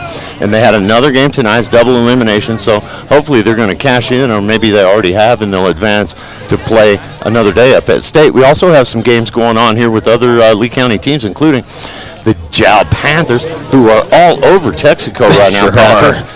34-6, and we're not to halftime yet. They're in the second quarter down there. That's a good football team down in Jow. And, of course, the Hobbs Eagles are in action this weekend as well. They play Cleveland. Ty Friend, Brian Coltrane will be up there to bring you that one tomorrow on Cool 95.7. And the Eunice Cardinals playing as well. Lovington also top-ranked in their division. They're taking on Silver City in Lovington on Saturday, and you can catch that one right here on Z94 KCOR. You know, it's really impressive when you have 3 teams from a county of 5 teams ranked number 1. Yeah, it sure enough is. And all of our Lee County teams, congrats to all of you guys. And we love the fact that we're winning. That's tradition around here. And the Tatum Coyotes have a tradition of lighting up the scoreboard and making big plays, whether it's Melrose, Fort Sumner, Logan, whoever they're playing. And so we're looking to see if maybe we'll get a look at some of that here in the second half, because they're down 8-0. We talked about what we think they need to do, and then, of course, the reason you and I are not coaching football. You know, that's exactly right. You get pretty good at watching the big picture, and we're big fans, and we love doing this, and so we want to see Tatum come out and maybe get back to what they do best, and get back to where they have been earlier this year, where they're confident, they make big plays, and they can get this thing going against the Melrose Buffaloes. They do get the ball to start the second half, so that's a good thing. March down the field and score, and this is a ball game.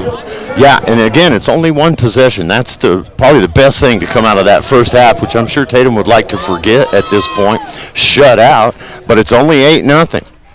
And you've got a determined Melrose team here tonight who would like nothing better than to win that blue trophy on Tatum's home field tonight. And Tatum, that'll leave a bad taste in your mouth when you give up a state championship at your house. So we shall see.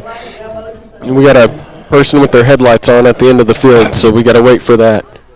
They do have. It's one of the few places where you can still drive right up to the edge of the field, watch the game from your vehicle, and you might have to tonight. We got a pretty good crowd here. Tatum has turned out to support the Coyotes, and Melrose has a very big road crowd over there, Patrick. They do. It's the biggest I've seen over there all year. So we are set to go. Third quarter of action here in the state championship game on Z94, KZOR. Noalmark Digital Solutions, HobbsAmerica.com, Tatum Sports YouTube channel, and then we'll kick it. It's taken by Tatum at the 15. Abraham Duran on the return, making guys miss, cutting upfield, getting what he can, spins out past the 35. He's going to be right about the 36-yard line. Well, a great return to start this second half. It was a good kick, kicked him back to about the 10 and gets out to the 34. Good return there by Duran. Maybe a change in strategy, having Duran return the kick. He doesn't do that very often, does he? You know, we don't know tonight. Well, That's the first time they've kicked. That's true. He did run one back last week, though. That's true. He did. In the second half, he did. You're right. Garner back in the shotgun. No running back. He's going to tuck it and run. He's had success doing that, and he falls forward out past the 40 after being hit. That's a pretty good gain for Garner. They're going to give him probably 6, maybe 7 on that. No, they're going to say he stepped out of bounds. Oh, they say he stepped out of bounds. Before the 40. And if he did, then he got hit out of bounds. Well, yeah, because, I mean, he catapulted past the 40-yard line, either on his own or with a little help from the Buffaloes. They'll give him 4. I thought it should have been more like 7. Yeah, but it stepped out of bounds. 2nd and 6. Ball is at the 39-yard line of the Coyotes. 8-0, they trail it. The field in the backfield. Nope, they're going to run trips. Trips to the right. And a single receiver near to the home stands where we are. Tatum going right to left across your radio or your computer or your phone. And a good run there after being hit. More positive yardage out near the first down on the carry. Is that Mullins? That was Field. Field into the ball game. And they're going to give him the first down there, and he got hit right as he caught it. So he got 6 yards on his own. Yeah, good effort after taking contact there. 1st and 10, Coyotes. That's a positive thing. You get out and move the sticks.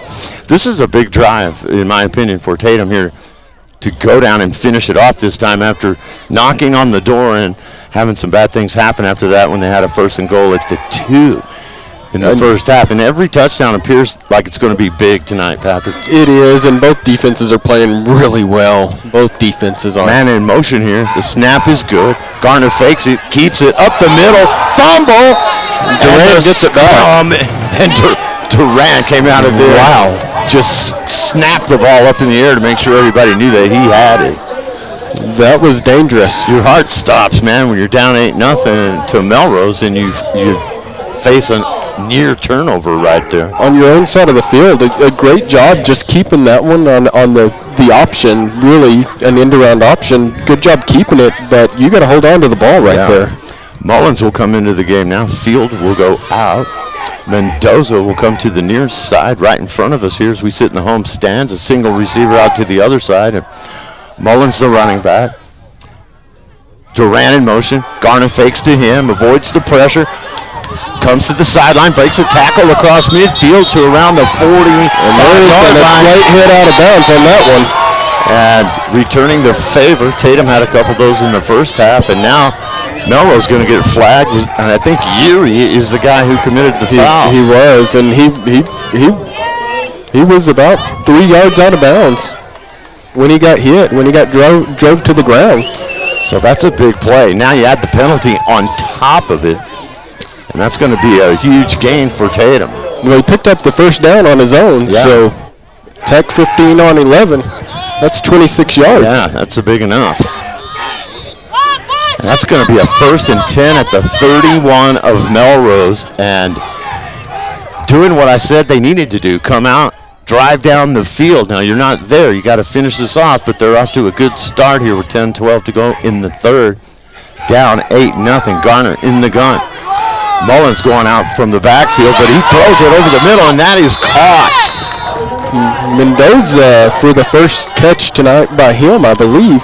That was a good job, too. I think the defense might have been eyeing Mullins a little bit as he was rolling out to the right side. Looked like he might get the throw, and they threw back over the middle and a nice catch.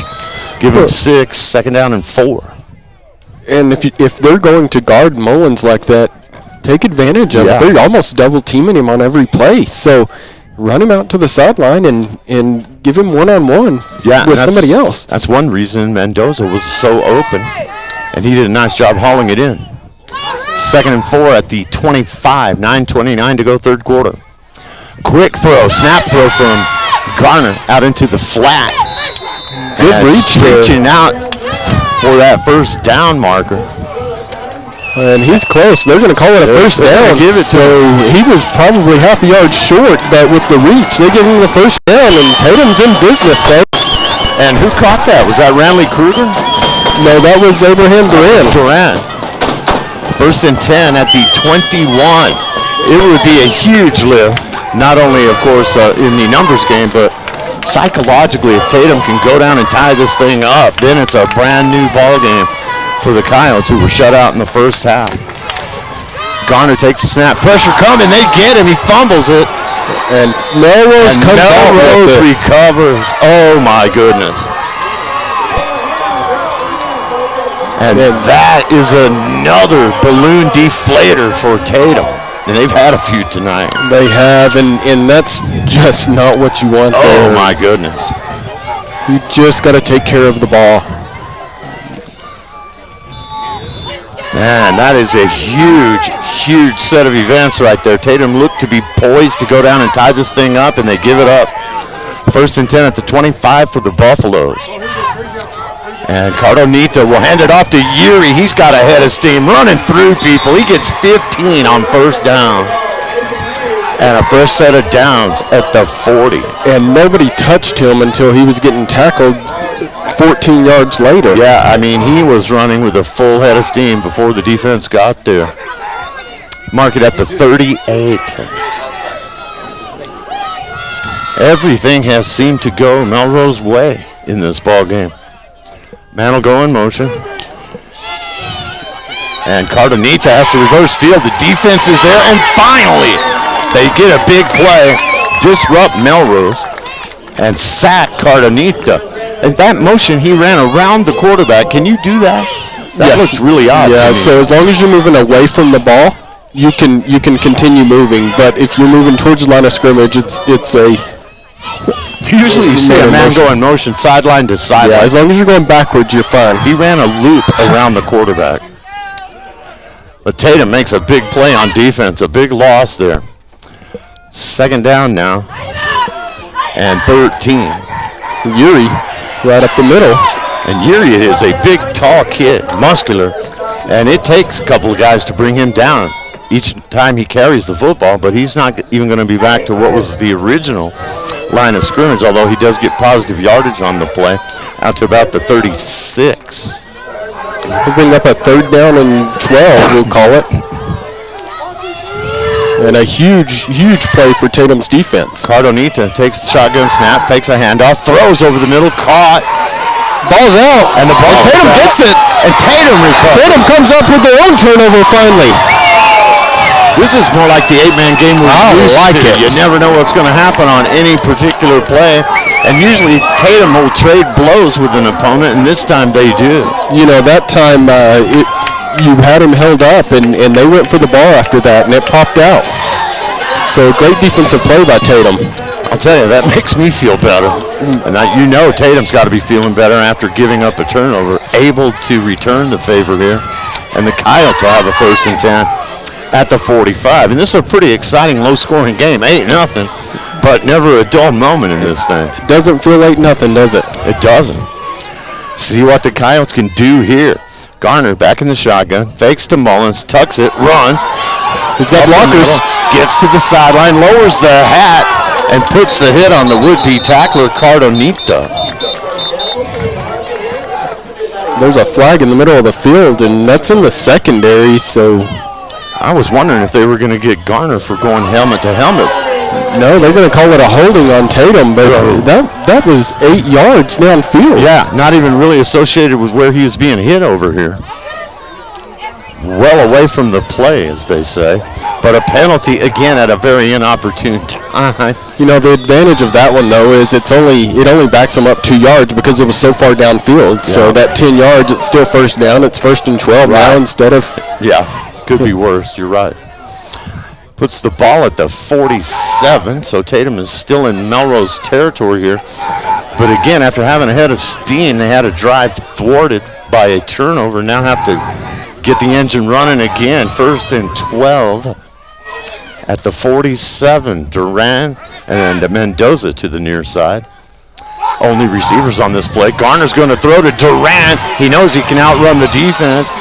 And that one has to fall out of the night sky. And now they do a make good for the blown PI call in the first half. That wasn't bad coverage there. Now, he did throw his arms up and kind of stop the direction.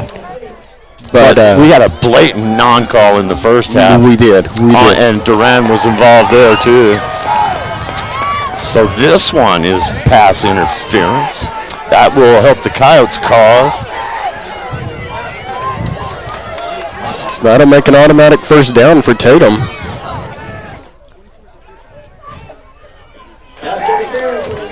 So 15 yards from the line of scrimmage, and that gives it first down. Yeah, that'll take care of the 12 you needed.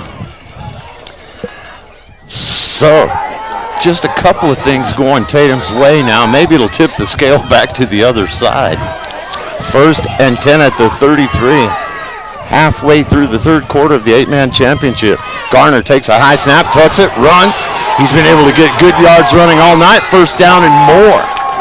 Gets about 16 there. A good play. He goes up the middle and then breaks it to the outside and gets to the sideline. Good run by Taylor Garner, who in this particular ball game has a lot more running yards than does passing yards. A lot more. That's right. It's usually fairly even, but not generally the case. He outruns his passing arm, but he's had to tonight. He's taken what the defense will give him. 1st and 10 at the 17, and the Coyotes, for the third time tonight, threatening, so far have not been able to get to the end zone. In the red zone for the third time. Garner will hand it off this time. That's Mullins. And we've been waiting for the Mullins run all night. He's carrying people, churning the leg, dragging people. Refusing to go down to Mullins. He got 8 yards on that after being hit. That was a man's run. And that's what you see normally from Mullins. And you were right. You said we need to get Mullins the ball and let him run over people. And that's what happened there. And it's first and goal from the 6 here. That was a behemoth effort by Mullins there. He refused to go down. So 1st and goal for the Coyotes here, trying to tie it up. They're going to need a 2-point conversion and a high snap again when they're knocking on the door. And Garner is able to field it and go down. But it's going to bring up a 2nd and 14 or second and goal from the 14. Just like the other time, they had a 1st and goal at the 2. Then you're back around the 16, 17, and it got worse from there. And it just happened again, knocking on the door. I don't think you get away from your game plan, though. If you're going to hand the ball off, hand it off still. Yeah, I mean, the snap is a snap. You still run the same play that you were going to run, I think. But now you're 2nd and goal back at the 15, a lot tougher. Garner looking to throw over the middle. Has a man, but not a catchable ball. Yeah, threw it out of the end zone. Duran is the guy he wanted. And it was single coverage back there for the Buffalo. You know, they're cutting off that angle for Abe Duran to run the slant. Yeah. And you have to make an adjustment there and say, throw it to that back pylon. I'll go get it. That's good defense there, and I wish I could catch that number. I see a 2. Is that 21? 21. Brandon Garcia on the coverage back there for Melrose. Now it's 3rd and goal from the 15. Rush is coming. Garner under huge pressure rolls. Has to tuck it and run. Breaking tackles. Garner is going to score! Tatum! Put 6 on the board there, Allen, and that was all Garner.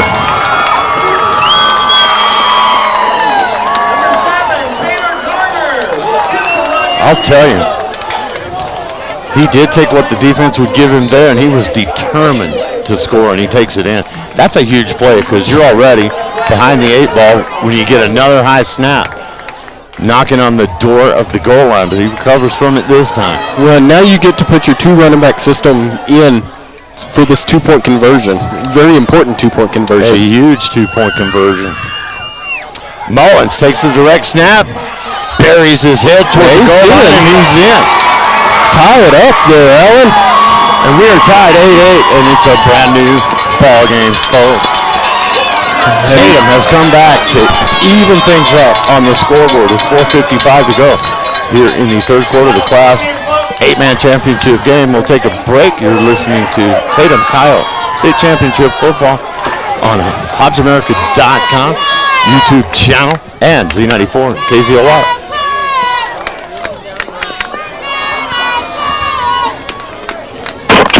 You're clear. Thank you. You think 30? Okay.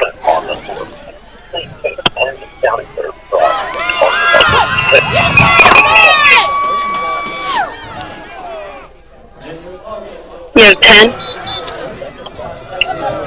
You can probably take another 30 if you want to. Oh, no, Okay. we're going back. Okay.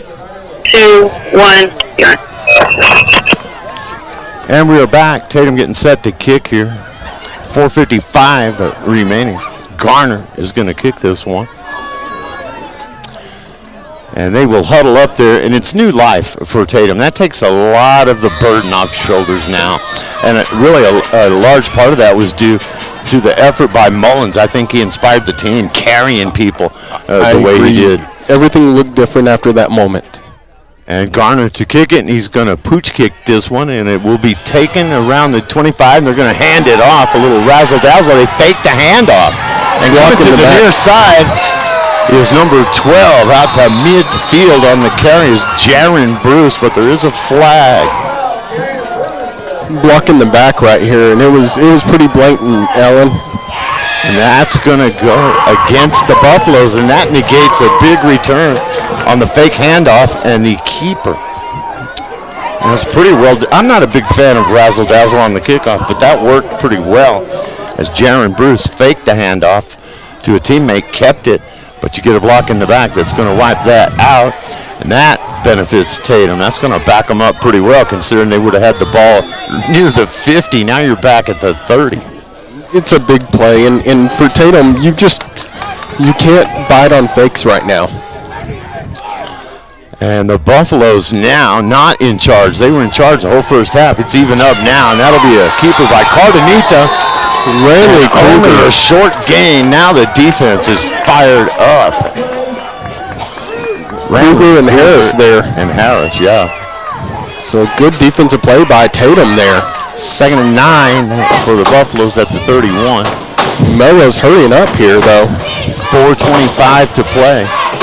Low scoring affair, but all you got to be is 1 point ahead of the other team. And again, it'll be a running play, and that's Yuri.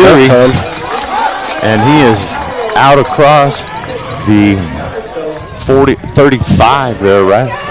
Right across the 35 to about the 36. So 3rd and manageable coming up for Melrose. And they're going no huddle on Tatum.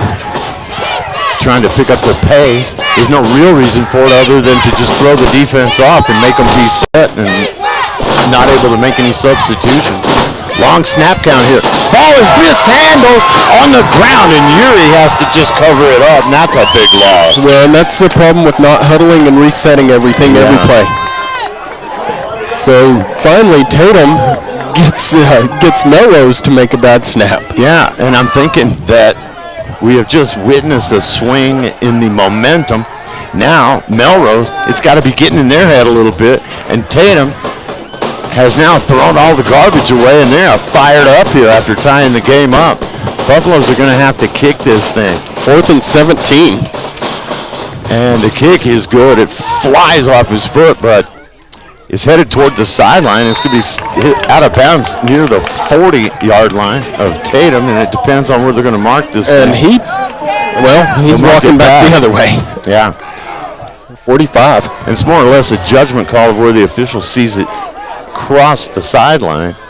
It landed at the 40, but had crossed out of bounds earlier than that. So if you're Tatum, this is exactly what you needed coming out in the second half. Now you've got the ball back. Yeah, you stop them. You came and scored, tied up the game. Now you stop them, and you've got a chance to go down the field and take the lead with 3 minutes and 2 seconds left here in the third. Twins far side, single receiver near, and it'll be a keeper from Garner. And again, that cut to the sideline. He's got room. Up the sideline is Garner. And then, oh my goodness, say he stepped out of bounds. Not where Cardenita was trying to tell him, though. Yeah. And he just stops, and Cardenita slides right by him and keeps going. But all night long, first quarter till now, Garner has been able to make a cut on these runs and get to the sideline. And when he gets to the sideline, he's capable of breaking a big play, and he does right there. It's been Garner's legs tonight more so than his arm that has come through for the Tatum Coyotes because he's been forced to run. They've had good coverage downfield. 1st and 10 from the 17. And a lot of pressure up front. Tatum trying to take the lead here after coming out and tying things up. Down 8-0 at half. Keeper Garner. And a sizable gain. He's tackled but falls 5 forward. yards there. And coming up underneath him to bring him down was Michael Cardonita, the opposing QB for the Buffaloes. But Tatum kind of has Melrose on their heels here now. It'd be a great time to take this one the rest of the way. 2nd down and 5. Ball is at the 14-yard line. 2:25 remaining here in this 3rd quarter. Long huddle for Tatum. And in the red zone again. I might go to Mullins here. They may have an eye on him. They're going to send Mullins out as a receiver. 3 to the right, 1 to the left, the home side of the field. That's Mendoza. High snap handled by Garner, and this time the pressure is there. That delayed him just enough to allow Logan Devaney to get there and make the play. Well, if you're Tatum, they're rushing 4 every play, which means if you widen everybody out, you don't have another blocker for him. 3rd down and 8. Loss on the play of 3. And I'm 140 and counting here in the 3rd quarter. All tied up at 8. Anybody's game now. Tatum found themselves down 8-0 at the half. Came out and had another bad snap, knocking on the door of the end zone. Recovered from that and scored on a huge run by Taylor Garner. And that's a direct snap to Mullins. And Mullins cutting it upfield. And a bad horse collar. Yeah. They've got to call that. You can't not call that. Totally obvious. They're going to call a hold on Tatum. And there was an obvious horse collar. What game are the officials watching? Oh my goodness. That is the worst non-call I've seen all year. Outside of the pass interference they missed in the first half. That's ridiculous. I don't know that I have. I've never seen them blow. I've never seen officials blow one like that. The refs are the only ones in this stadium who didn't see it. It was a blatant horse collar, jerking him to the ground. Well, and even Melrose was backing up because they knew it. It was obvious. They were desperate. They did it to bring him down and stop him. Unreal. Penalty goes against Tatum. Tatum going to take a timeout here. What a chain of events there. Not only do you not get it's dangerous horse collar, people. Not only do you risk that, you don't get the penalty against them, you get one against you. That's a tough insult made injury right there. That's a tough one. And the only way they stop him there is reaching back behind him and grabbing his horse collar. Yeah, that's because why he was gone. Yeah, that's why they did it. He was going to score. And then they don't call it. That's unbelievable. And I don't like riding the officials, but that was horribly miscalled. Not called. Well, you got a 3rd and 21 here if you're Tatum. So you have to just move past it if you're the Coyotes. You've evened this thing up at 8 apiece with 59 seconds left. Your 3rd down and 21 now back at the 30-yard line. They're going to send Durant in motion to the right side, and they're going to have to take a timeout to avoid a procedure call. No, they get the procedure call. And that's going to be on Mendoza on the close side. Wow, I did not expect what just happened to happen. They were threatening, going down, about to take the lead in this game. And not only do they blow the call, now you're getting penalized all over the place and wondering what the heck just happened. I mean, I can't blame the Coyotes here for going, hey, wait a minute. You got to recollect yourself there, though, right here, Alan, and what's been done's done. You can't do anything about it. The Mullins does come back into the game. Still have 58 seconds, and we know Tatum has big play capability. They can strike in a hurry. And even if you don't, you're 8-8 going into the 4th quarter of a state championship game. So Garner will set the play, and now it's delay a game. It is a delay game. Yeah, well, they're making calls, just not against Melrose tonight. So we're at a 3rd and 31. Obvious pass interference was not called in the first quarter, and the obvious horse collar not called here in the third. Durant in motion. Bad snap. Garner's just going to have to fall on it, and can't do that. That was very nearly recovered by Melrose. Garner had a hard time, and he was the only guy there and had a hard time corralling that thing. It just goes to show you the football will do some weird things. That's why it's oblong. Yeah. Well, I think if you're Tatum, you're punting here. It's 4th down in Lovington. Yeah, 4th down in Lovington for sure. Plus, right now, you just get to the 4th quarter now. Don't give up a big punt return here, obviously. We're down to 20 seconds. They're going to use a lot of that time. And Garner will kick it, and it springs off his foot this time. Good kick. Takes a Melrose bounce, though, and they're going to let it die.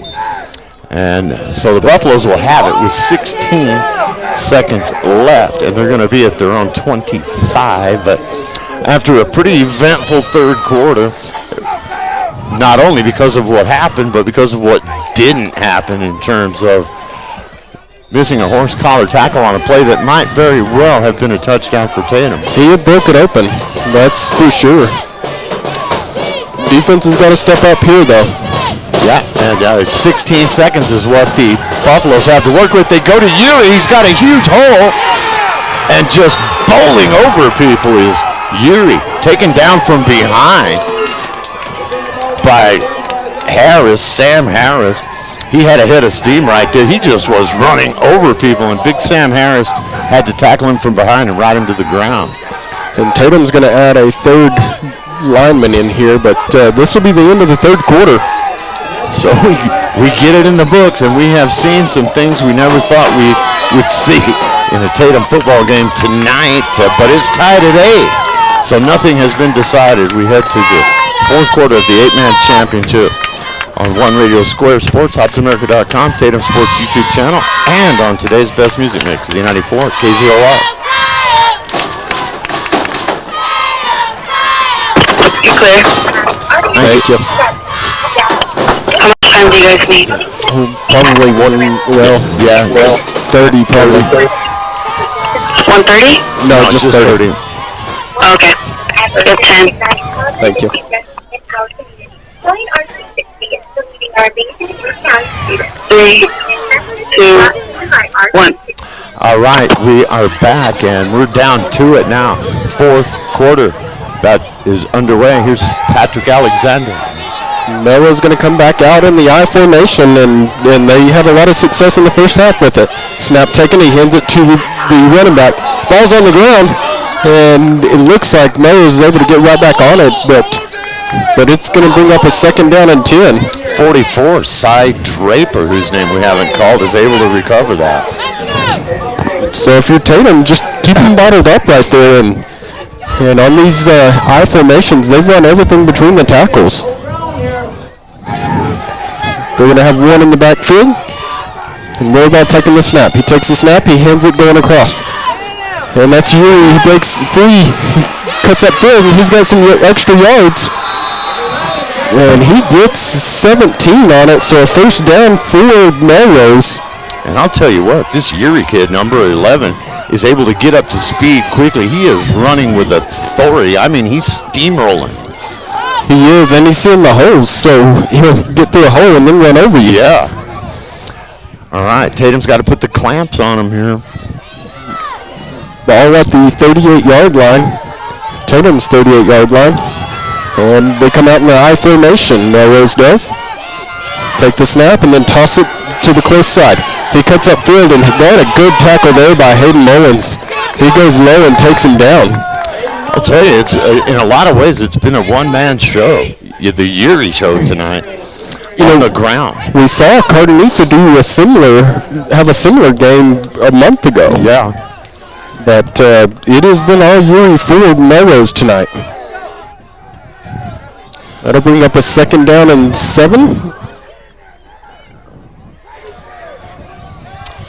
Melrose breaks the huddle. They're going to come out in the I formation again. Roy ball under center. And they try to get Tatum to jump, and Tatum does, but they don't make contact. They got back. And you're supposed to give them that time to get back. Yeah, I think they're just quick to call it because the whole defensive line jumped. And not just one guy. If it's one guy, they let him get back. Right. When you see the whole line move, you're going to yank that flag out. I don't know, man. I'm not going to blame it on the officiating, but there have been some questionable no calls tonight at really important times in this ball game. There have. Melrose breaks the huddle. They come out in an I formation. Snap taken. He hands it to the fullback. And gets tackled almost immediately, but they're going to give him enough for a first down, so a 2-yard gain is just what they needed. And that's number 42. Logan Devaney again, and Devaney's about twice the size of Royball, who's running quarterback. Yeah. But a 1st and 10, and they're approaching the red zone now. Jackson Odom coming in from the sideline, too, probably bringing in the play, number 24. He's lined up in that fullback position, and it looks a little bit different now. Fakes it. He throws it up over the top. And out there with good coverage is Duran. And then they're going to call pass interference. And then a flag about late. 2 minutes late here gets thrown, and they are going to call pass interference on Tatum.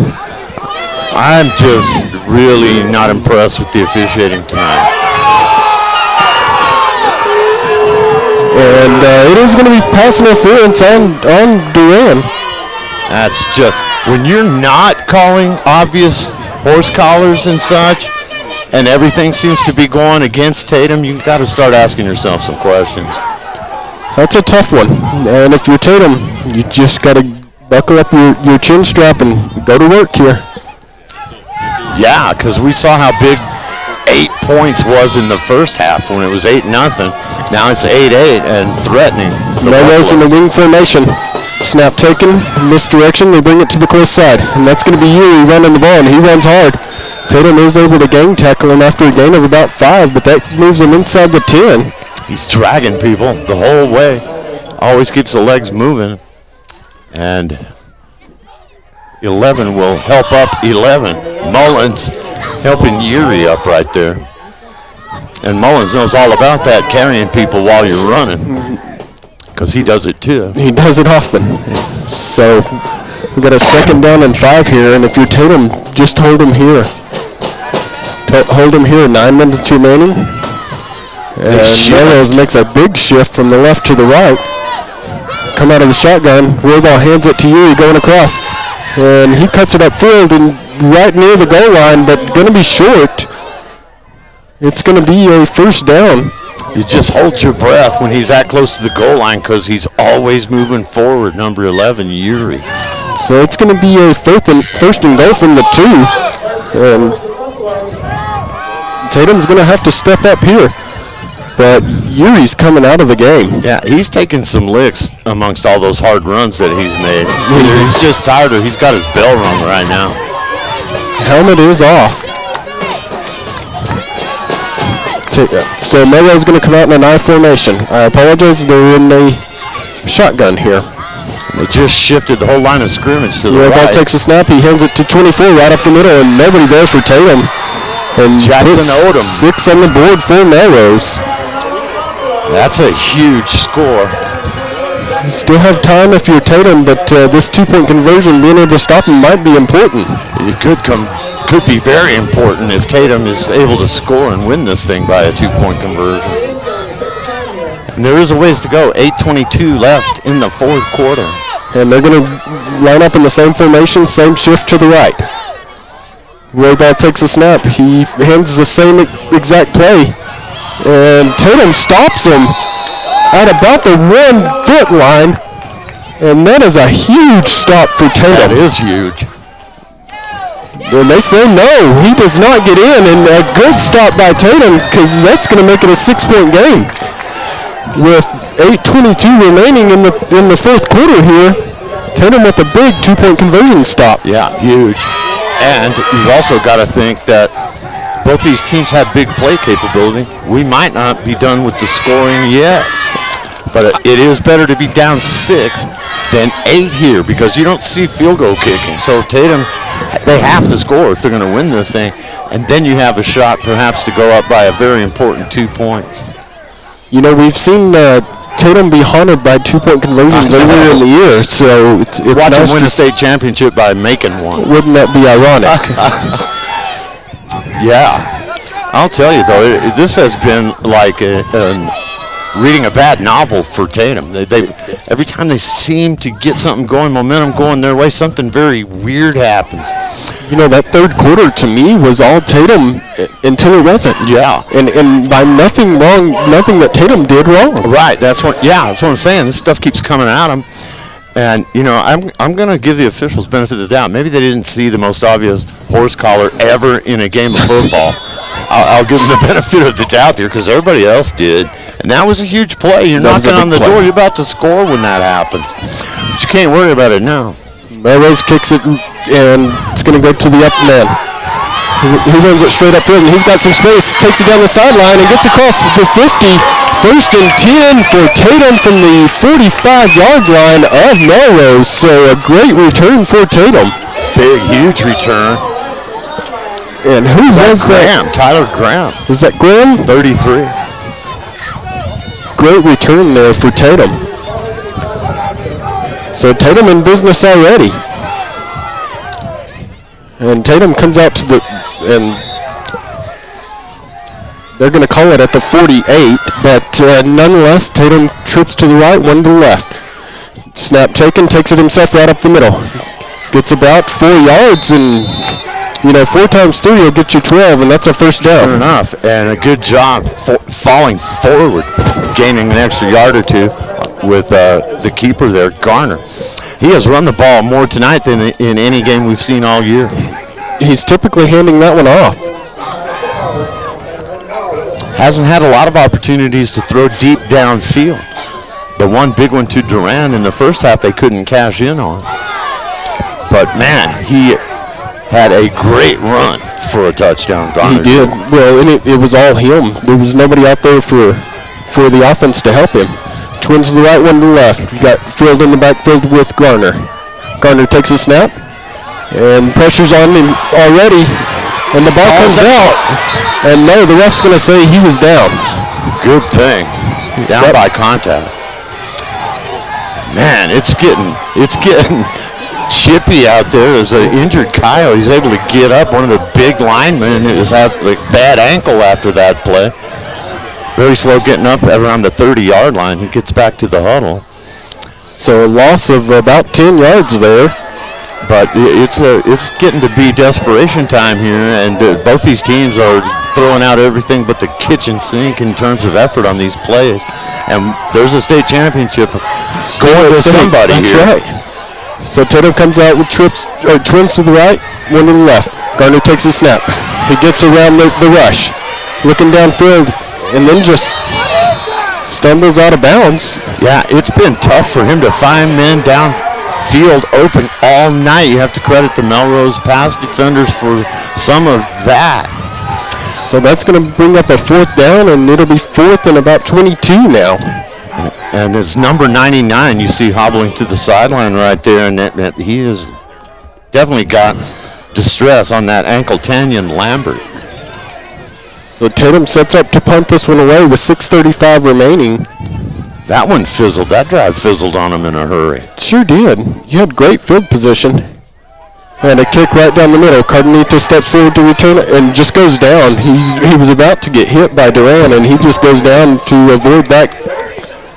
So Melrose will take over at about the 23-yard line here. And actually, you know, we have a lot of time, more than half the 4th quarter left. But a game shrinks when it's this big and you're behind. It can shrink on you. And so Tatum really needs to shut him down fairly quickly. Melrose, of course, would like to go down and score, but they'll be content to get first downs now, Patrick. They will, and they're going to run their big formation. One man in the backfield. Roybal takes a snap and then hands it coming back this way. And tripping, and the ball comes out. And we'll see who gets it. And Melrose comes out of the pile with the ball. So it was Yeary who fumbled it and recovered it. So that'll bring up a 2nd down and 9 here for Melrose. But if you're Tatum, you just got to keep them from getting a first down. Yeah, you've got to keep them from marching down the field and running time off the clock here. I formation for Melrose. They're going to take their time here. They'll use all the play clock. They sure will. Snap taken, and he hands it to the man in the back. And that's going to be Yeary, who gets close to a first down, but about a yard short. Yeah, just gashing into the secondary. Yeary, again, he's been slicing and dicing all night. So another strong run for him there. It'll bring up a 3rd down and 1 for Melrose, but more importantly, they keep the clock running down to 5:22. And part of that's blocking. The other part is he hits the gap so fast. A lot of it's just on him. And a quarterback sneak right up the middle, and that's going to be enough for a first down. Now 5:13 left. And I'll tell you, the game does shrink in the 4th quarter when it's this big. And if you're Tatum, you can expect they're going to run it up the middle. So I would load it up in the middle if I were Tatum. And if you're Melrose, you're only up 6, so a touchdown will tie it, and a 2-point conversion would beat you, so they may be reluctant to put it up in the air here, too. It looks like it. They come out in an I formation again. And they're going to let this be as low-scoring game as they possibly can. Yeah. Snap taken, and he's going to pitch it to the outside. And somebody grabs his jersey and doesn't let him get away, and that's going to be Luke Field for a loss of about 3 yards there for Tatum's defense. They needed that, and they needed it right then. I'm not sure. I wouldn't call a timeout if I'm Tatum here and Stop the clock. stop it at 4:25. Because it's only 2nd down. How many timeouts do they have? 3.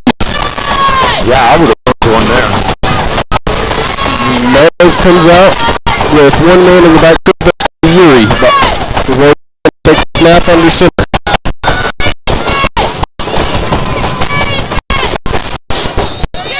Delay again?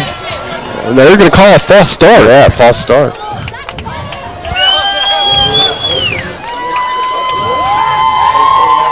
False start, I believe that was on the center is who they called it on. He might have shaken the ball. Yeah, how can the center not know when the play's done? He had to be the only one. It does happen. That'll make it 2nd down and 18 here. The 3rd. That's a big penalty. Huge penalty, and if you're taking, just don't fall asleep. But you know they're going to go to their bread and butter. I mean, why wouldn't they? Yeary's not in the back of the ball, though. He's going to throw it, and he's throwing it as he goes down. And the ball is juggled. Does he end up catching that? He does catch it, but he's going to the ground as he does, so it's going to be a gain of 3 is all. I don't know that he had control of it when he hit the ground. Might be some question to that. But, yeah, you're right. They sent Yeary out as a receiver that time, but he was on the field. Timeout going to be taken by Melrose. So we'll take a quick break. It's 14-8 Melrose, 3:35 left in this game. We'll be back right after this. Z94 KZLY.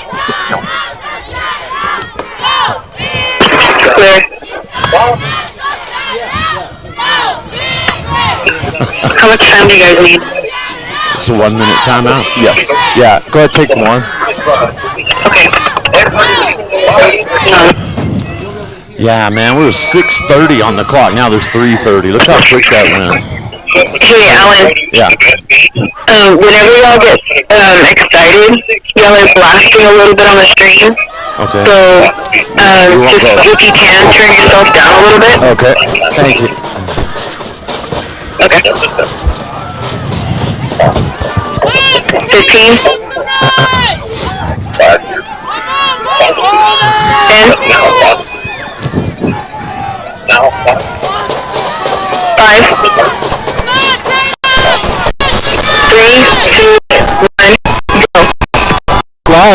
Has a long down. third and 15. The snap taken by Royball. He looks downfield, throws it deep. He's got Cardenita out there who comes up with it at about the 50-yard line. Good play design there for Melrose, and why wouldn't you go to Cardenita now? Yeah, I'm going to tell you, because everyone's thinking that Urie's going to run the football, and they have not thrown deep in a long time, and not very many times tonight, and they complete one there. And that, again, lets some air out of Tatum's balloon, Patrick. The clock's running now under 3:20. We're at 3:16 to play. 1st and 10 for Royball, who's coming under center, Urie in the backfield. And I would imagine they're probably going to give it to Urie. And does have guys coming up, though, to help with run support. The ball's on the ground. That's not what they threw. And Royball does jump on it, but it's going to be a loss of 2 yards. And again, really up 6. They don't like that, but it doesn't hurt them that much. It keeps the clock moving, and you're still looking at 2nd down here. And if you're Tatum, you why aren't they using take a timeout here? Because Melrose is going to be happy with the clock running right here. They don't even really care if they score or not, as long as they keep Tatum's offense off the field. They don't need to score. Melrose comes out with 1 man in the backfield. And they're going to try to run underneath, and Tatum's all over that one for a loss of about 3 there. I would definitely take the timeout, and Tatum does here. So that'll bring up a 3rd down with 2:14 remaining in the game. They gotta stop them. They can't give up another 1st down, really, if you're Tatum. Well, you already committed that timeout, so this is it. It's do or die right here on a 3rd and 17. Tatum takes a timeout, and Allen, if you're Tatum, you just can't let that trick pass over the top get you again. Right, and the one thing that they had, like a card in your vest pocket, was going downfield deep. They hadn't done it all night. Royball made a pass attempt like that, and they pulled it out at the right time, and that was a huge play. But we have watched the Buffaloes eat up more than 4 minutes of that 6:30 that we had. We were halfway through the period when they got the ball back, and now 2:14 left. So Melrose is going to come out with twins to the right, and they're going to move their tight end to the right, so it'll be trips to the right, one to the left. Cardenita in the backfield by himself. Urie in motion, goes around the quarterback, goes to the far side, and then he throws it out quick to him. He gets ahead of steam, but he's only going to get about 2 yards there, so good stop by Tatum's defense, and go ahead and I think I would take a timeout here. And if they want to run that play, Tatum 11, that took forever to develop and was not going to go anywhere. It was not. That's going to make it a 4th down and 13. And it's going to be punting formation time at the 49. They're on 49 for Melrose. And there's a minute 40 left.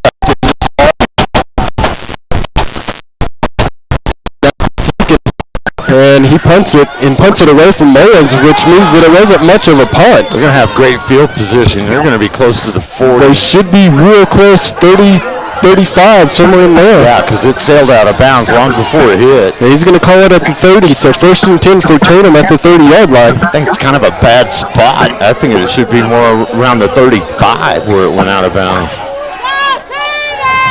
This side official's not real fond of Tatum, it doesn't look like. Well, yeah, because that thing did not go out of bounds where it landed. It sailed out of bounds first.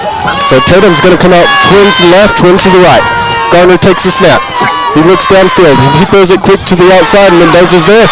And that should be close to a 1st down. They're going to call it a yard short. Close to a late hit out of bounds by Braden Eldridge, number 2 on that play, because he had already stepped out of bounds. So 2nd down and 1 for Tatum, but that doesn't really matter at this point. 1:28 remaining, and the clock does stop with him going out of bounds. That's why I might have considered a flag on a late hit. He stepped out of bounds already. Right when contact was made. There was no need to have contact. Twins left, twins to the right. Garner takes the snap. He looking downfield, and he's got Mendoza again, and Mendoza catches it, and then he is blasted. By Cardenita. He was up Cardenita with celebration probably should get a flag for that. Yeah, I mean, he was up in the air when he got hit. That was brutal. He almost got knocked out of his shoes. Mendoza, he's feeling it right now. And you're defenseless when your arms are up trying to catch the ball, Patrick. And they did call it, didn't they? They're marking off yards. I'm not sure where they're going with it. They're going against Tatum after that play? No, they're saying that it was an incomplete pass, which it was. The ball came out, but the chain gang started moving already. Had moved, okay. I thought they had penalized Tatum. I was like, wait a minute. And with some of the calls and non-calls we've seen, it wouldn't have surprised me. So they're going to get it corrected here. It's going to be a 3rd down and 1 for Tatum. But it was really just a big hit by Cardenito to knock that ball loose. Yeah, and you're just in a no man's land if you're the receiver. You're up in the air trying to catch it, and he's there and he hits you. That's right. He's playing the safety over the top. So yeah. More importantly, there's a minute 22 left. Tatum needs a touchdown to tie it, a 2-point conversion to win this thing. Tatum comes out, twins left, twins right. Garner takes the snap, and he throws it right where the blitzer came from and should have enough for a 1st down. So they will stop the clock to move the chains, but he stayed in bounds. So Tatum's got to get on the ball now. That's a good catch by Abraham Duran, and you've got to have the 1st down. So they got that, but time is a factor. We're down to 1:10. Tatum comes out, twin to the right, one to the left. Mullins in the backfield with Garner. He throws it quick to Duran. Duran gets to the sideline. He gets out of bounds after a gain of about 3, but they're going to call it 4. So you get 4, but how many times can you dink and dunk here, Patrick? There's only a minute left. You know, I don't know why he tried to make a man miss, just get out of bounds right there and stop the clock. Yeah. Tatum does have a timeout left. Melrose has 2, should they need them. And we have a minute 1 left in the state championship game, and Tatum needs 55 yards to get to Pater, closer to 56. When I was about to say 55 won't quite get them in. Yeah. So 2nd down and 6 for Tatum. They're going to come up with twins to the right, one to the left. You got Field in the backfield with Garner. And the snap taken, and Kruger wasn't ready for it, but Garner's trying to run for his life. It's brought down. No gain. And the Melrose fans celebrate. And Tatum's going to take their final timeout here. They have to. So we'll take it with them. We'll be back with you in 30 seconds.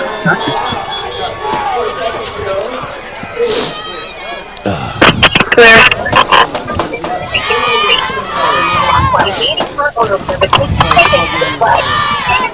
How cool would it be if somehow they pull out this miscalled, misplayed game and win it here? It's going to take a miracle.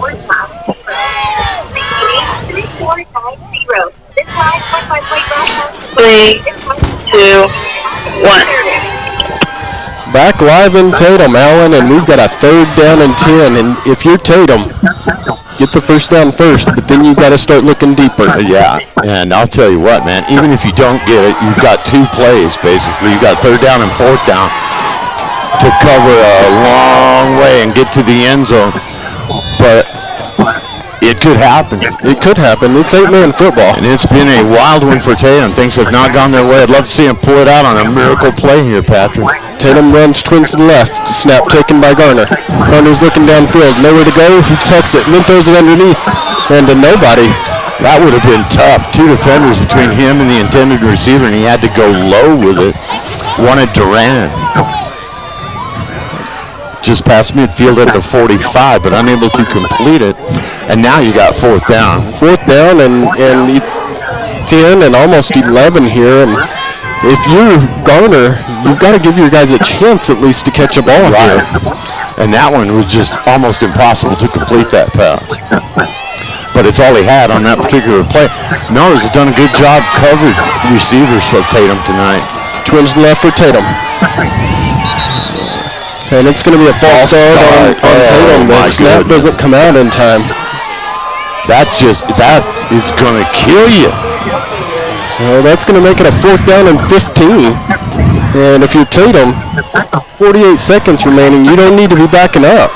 Yeah, I mean, now if you do have to go for a miracle play, you've got more yards to cover, and you got more yards to cover to get a first down. And if you do get the first down, you got to get out of bounds. You don't have any timeouts. You don't, but you know, if you get a first down, the clock is stopped. To move the change. Yeah, they move the chains. So Tatum's going to come out with twins to the left, tied on the right. Mullins in the backfield with Garner. Garner takes the snap. He's got a little time, and he's going to throw it deep to Duran. Duran's got a step. He goes up and gets it with his hands at the 25-yard line. So a big play by Duran there, and move the chains. Here we go. Incredible. Oh my goodness, what a throw and what a catch. High putting the ball by Duran. Tatum's going to get up to it quick. Clock is moving now, 37. And he does clock it. I thought that ball was underthrown, Patrick. I thought it was going to be well underthrown. You know, if able to come back for it and get it. If it was, there would have been a pass interference there. So brings up a 2nd down and 10 after the clocking. And Kyle's a step closer to maybe pulling this thing out of thin air and winning it. Would be incredible. This would be incredible. They got the ball at the 25 here.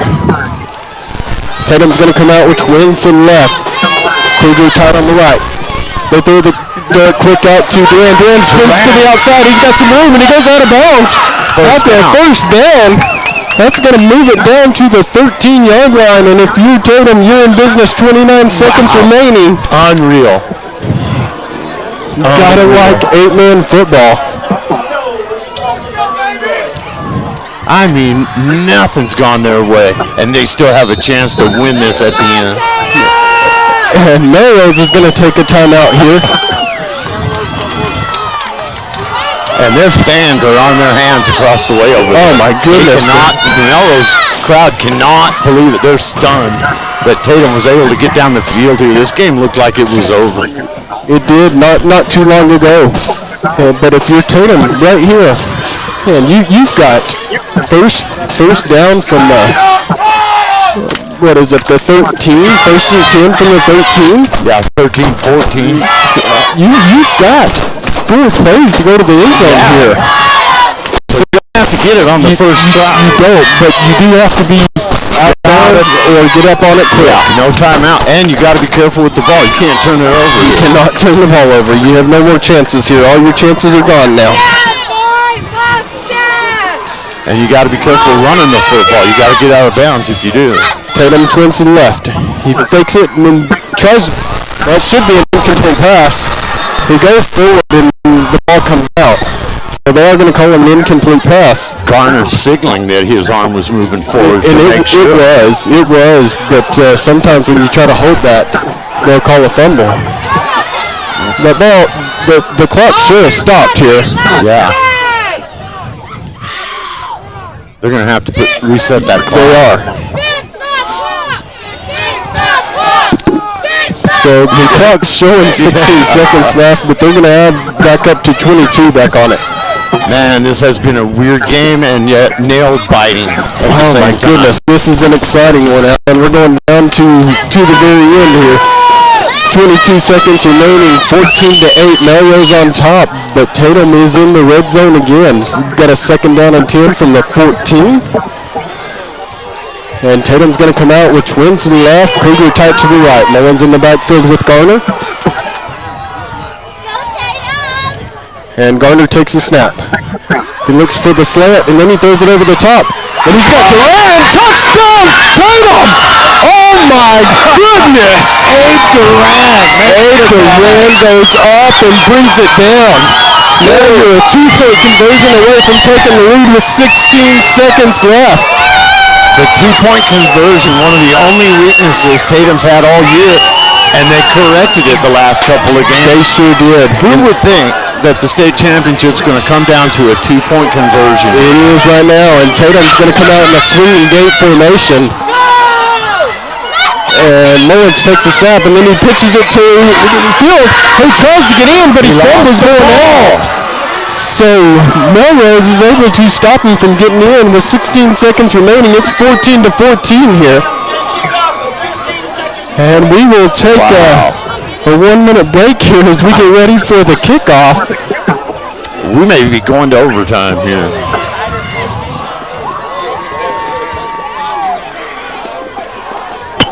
Clear. Thank you. Oh my goodness. Hey, how's that Jal game? Chance to win it, and they're denied. The pylon got knocked over. I guess the football did that. If he's knocking the pylon over, he's close to scoring.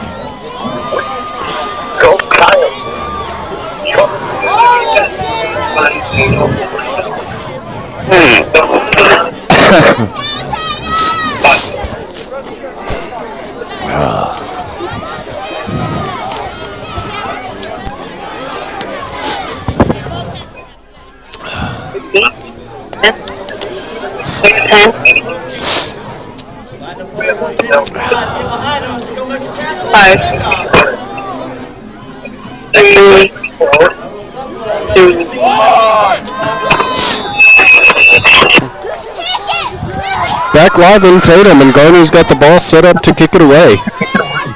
He boots it, kicks a little pooch to the far side, and he's going to bring it himself. Cuts upfield, and Tatum does get to him at not the 40-yard line. I believe that was 21. 24 Odom, or 21. Garcia, Brandon Garcia. So with 11 seconds remaining, if you're Tatum, keep everything in front of you here.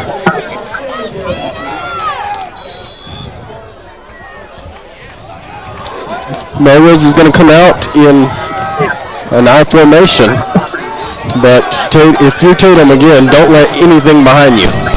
Melrose takes the snap. They give the handoff to Yuri. He's coming to the close side, and then he gets taken down after a gain of about 11. So they'll stop the clock to move the chains. Yuri was running hard and hit hard at midfield.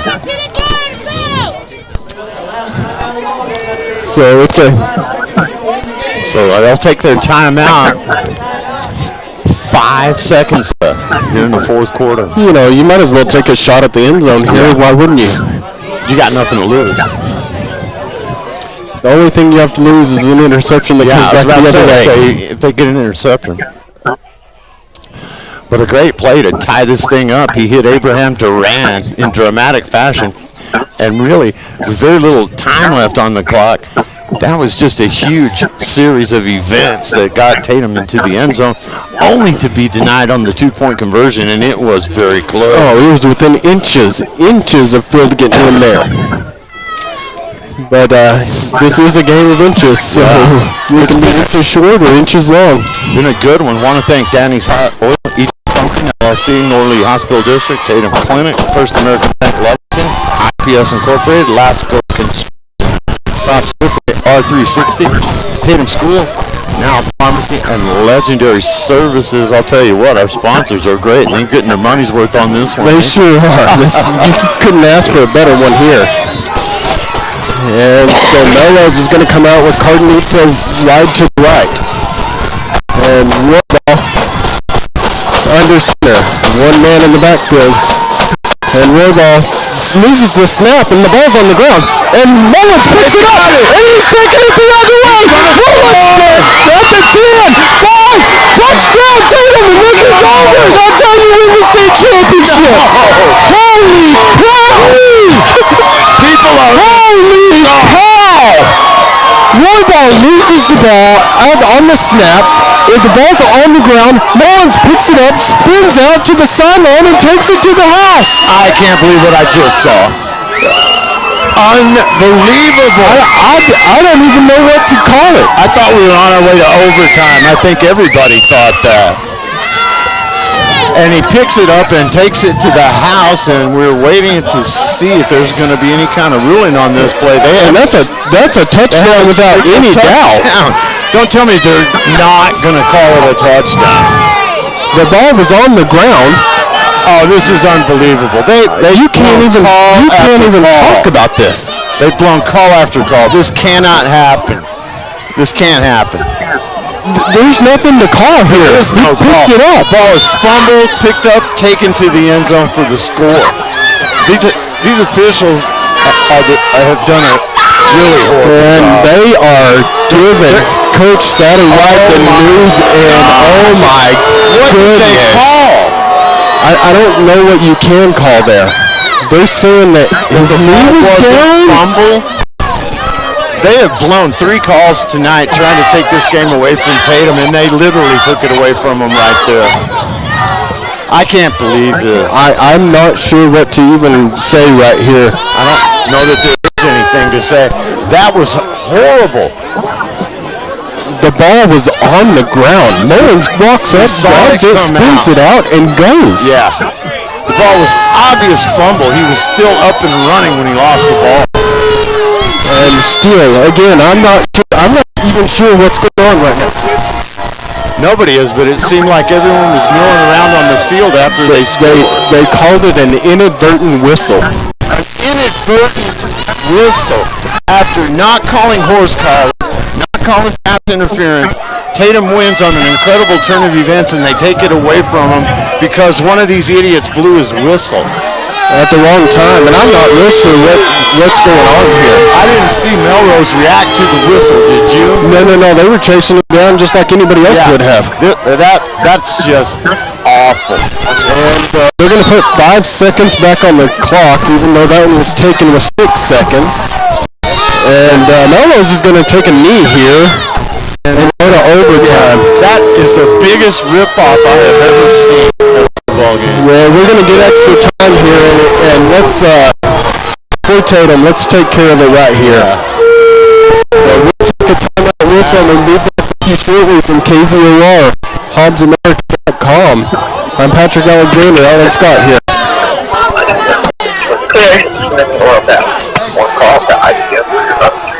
When all of these blatant missed calls have been against Tatum, they've been against the Coyotes. Three that have stood out tonight, including that was horrible. That was bad. I've never seen anyone like that. 3, 2, 1. I don't know, Patrick. I've never witnessed anything like this. And you see that all of the missed calls I've been talking about have been against the Tatum Coyotes. I don't know if that's just bad luck, if the officials are just not seeing the same game we're seeing. But you had a miracle play and a fantastic finish that put a state championship on Tatum's table, and they literally took it away from him. I've been a part of a lot of football over my years, and Alan, I've never ever seen a play like that get called back. Yeah. Well, as you said so well, there was nothing to call on that play except put your hands in the air and pick a touchdown. And they come up with an inadvertent whistle. If Melrose had quit on the play, I could see it. But they didn't. No, they were trying to pursued get him all to the it. way to the end zone. If it was an inadvertent whistle, it had no effect on the play whatsoever. It didn't, and nobody stopped. Nobody stopped moving. Nobody reacted to it. How are you going to hear an inadvertent whistle when the crowd's going crazy? Well, I'm not sure even the ref knew he blew the whistle. Yeah, until he scored. I just think they botched it big time. And if you're Tatum, at this point, you just got to get it back together here because you still have to play football. Yeah, but how many times after bad calls have we said that tonight? You're right. You're right. I mean, I have said many times it's an unsung job. You can't play without refs. But this thing has lined up and gone against Tatum on some really, really bad calls or no calls. So I'll go back to that horse collar because that affected a score. Yeah. I mean, Tatum's literally had 2 touchdowns taken off the board in a tie game. And we'll see what happens here in overtime. But if you're Tatum again, you gotta tighten the straps and go to work here. Yeah, well, it's nothing short of excitement. But that was one of the most fantastic finishes ever. They put it on the ground. Mullins scoops it up, takes it to the house, and people are going insane. It's a huge moment. And then all of a sudden, oh, wait, it didn't happen. Well, you didn't blow it dead the whole way down the sideline when he's running it back. Right. And if there's an inadvertent Why whistle, did you you start let it blowing run it. all the way to the end zone? Melrose didn't hear it. They were chasing him just as the play unfolded. I mean, all we're seeing is what's right in front of us, folks. That's what we're talking about. We called it exactly the way we saw it. It's pandemonium. People are celebrating the state championship, and then they stand around a while and come and say, oh, wait, this, and you go to overtime. So we go to overtime rules here, and one team will get possession first.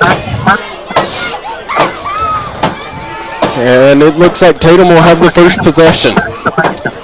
So we'll see what they can do here. From the 10-yard line,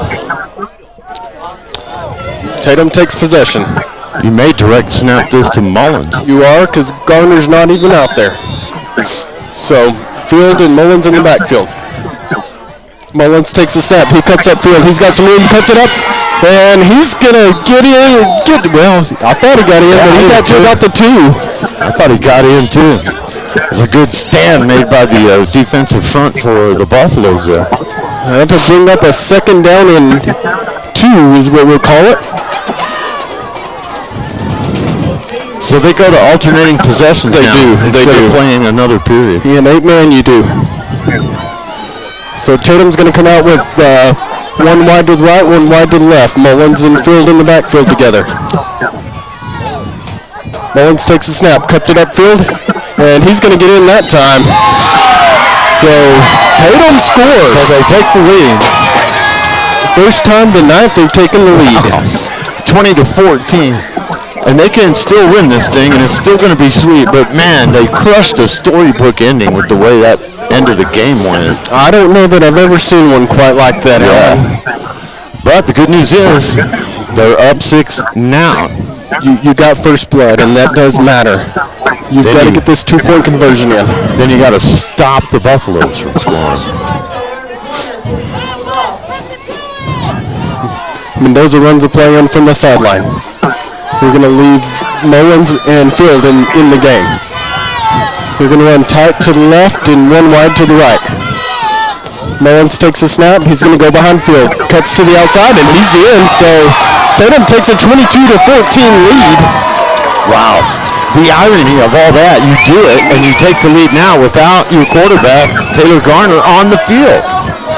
And he had a great night. He's had a fantastic night. And anything that happens here tonight, Taylor Garner has been a big part of everything they've done. Yeah, and with his legs tonight more so than his arm. He was able to hit Duran for a huge score. Which is ironic because he has had a good year throwing the ball. Yeah. Almost 2,000 yards passing the ball this year on what is the 10th game here. Yeah. So now we'll flip him around, and Melrose will get the ball. So they don't even change ends. You just flip around. Yep. So we're on the south end zone here. And they're going to come out in the shotgun formation with Yulee next to Roybal. You know they're going to Yulee. Roybal hands it to Yulee going to the far side. And Tatum's there. Their defense is all over him there, but Yulee keeps moving down. And gets down to about the 5-yard line. Wow. He just refuses to go down. No, what a strong runner he is. Very strong. So that brings up a 2nd and 5. How many of these alternating possessions do you get? So they'll keep doing them until somebody falters. So if Melrose can score and get the 2-point conversion, it's done. If they cannot, that's correct. They come out in an I formation. They're going to flip it to the far side, and Tatum's back there, and he gets slung down by. That's going to be by Kruger out there, and that's going to be a loss of a couple of yards there. He manhandled Yuri, and Yuri is a huge kid. He's been the workhorse all night, running hard, delivering as good as he gets, and he got slung to the ground like a sack of feed. As strong as he is, Raymond Kruger is a big boy.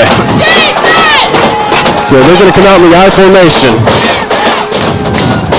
Snap taken, he fakes it, and then he's going to throw it to the close side. And Tatum tries to get there, and inadvertent contact, the receiver goes down. They're going to say no, nothing wrong there. So that's going to bring up 4th down, and this is your game, folks. 4th and 6, or 4th and go from the 6. And if you're Tatum, stop him here. Stop him here and call it good. And we'll call it a game. And I'll tell you, man, what do you do if you're Melrose? Do you go right back to Yuri and have him drag people into the end zone? Yeah, I think you're too far away here. Yeah, that's what I'm thinking. But they're going to come under center. Yuri's alone in the backfield. Tatum comes up and blitzes him. He's going to go to the far side. Cuts upfield. Tatum there to... And we're going to see what happens after this scrum. He's short. That's the state championship. And he is a yard short, and Tatum wins it anyway. Let's make sure that they're not going to say inadvertent whistle. Wait.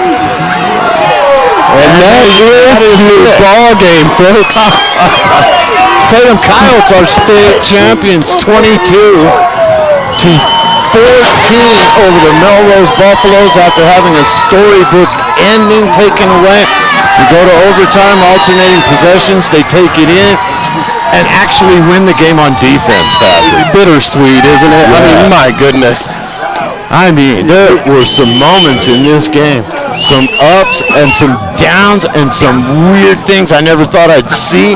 And now you got the Gatorade bath going on for Coach Satterwhite. And Coach was happy to take it. Yeah. And who can blame him after the ride of emotions the last 20 minutes man. by itself? You know, a tough game up and down and around and through. And And then the weird no calls, the weird calls. I have never witnessed a spectacle like this, and I've called a lot of high school football games. But it goes to the home team, 22-14. Congrats to the coaching staff and to the players for Tatum.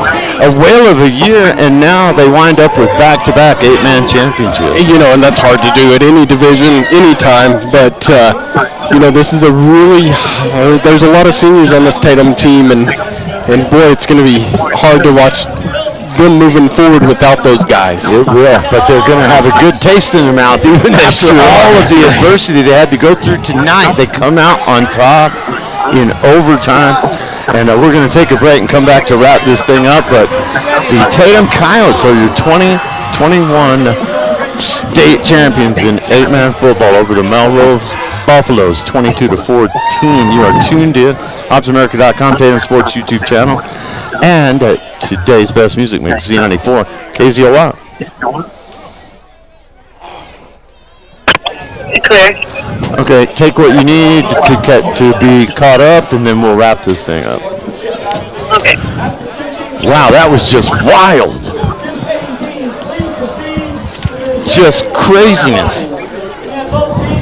It was wild enough that you have that storybook ending, an open field fumble, scooped up and scored, and then they take it away. I'm like, what? I'm watching the ball just sit on the ground. He picks it up. He spins it outside. And then after they scored, I thought, okay, they're going to rush the field. And there was a lot of milling around on the field. And I didn't even bother looking and see if they signaled touchdown or not. It had to be. How is it not? And then to make even if there was an inadvertent whistle, to make that call with the state championship just won by somebody, you can't do that. You can't do that. But the ride of emotions over now, and it's on top. Yeah. So, But man, I don't think I was out of line being on them like that either. I think the Tatum fans felt that way. yeah, I agree. You could almost see it coming with the blown calls that they made against Tatum, and they were all against 1 minute. Tatum. They were. It was the worst officiating. They didn't game. make bad calls against Melrose. No, never. Again,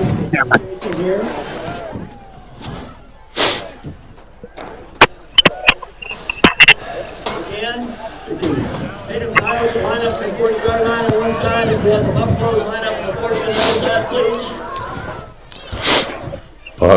Man, I'll tell you what, we saw something different tonight. 30 seconds.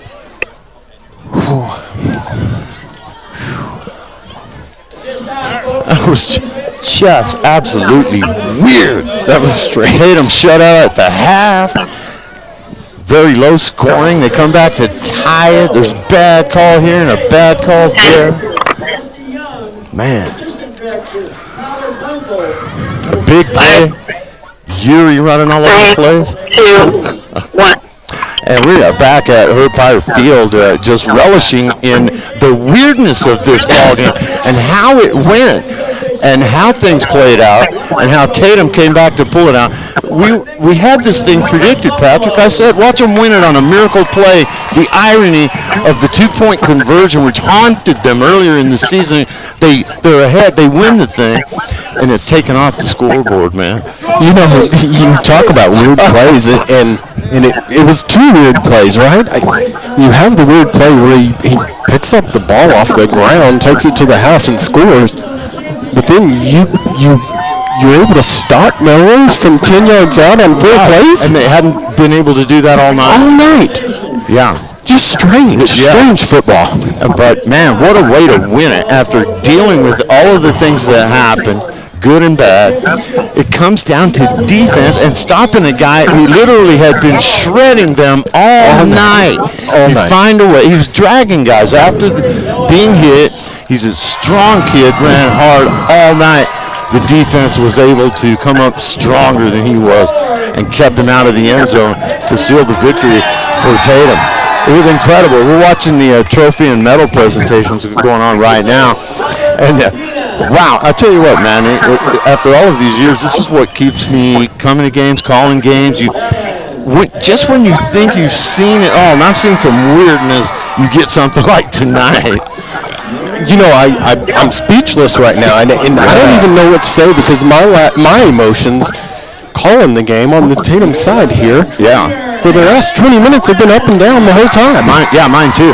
I mean, that the moment of the fumble and the recovery and you go down to score with no time left on the clock is a storybook ending, only to have people milling around on the field and come back and say inadvertent whistle and you got to do it again. Then you go to overtime thinking, okay, it's all about offense. No, it turned out to be it was about defense and stopping Yuri, who's a heck of a running back, stopping him when the state championship is on the line, and they get it done. Well, and think about this for a second. I just started thinking about this a minute ago. But you realize that Tatum held Melrose to 14 points?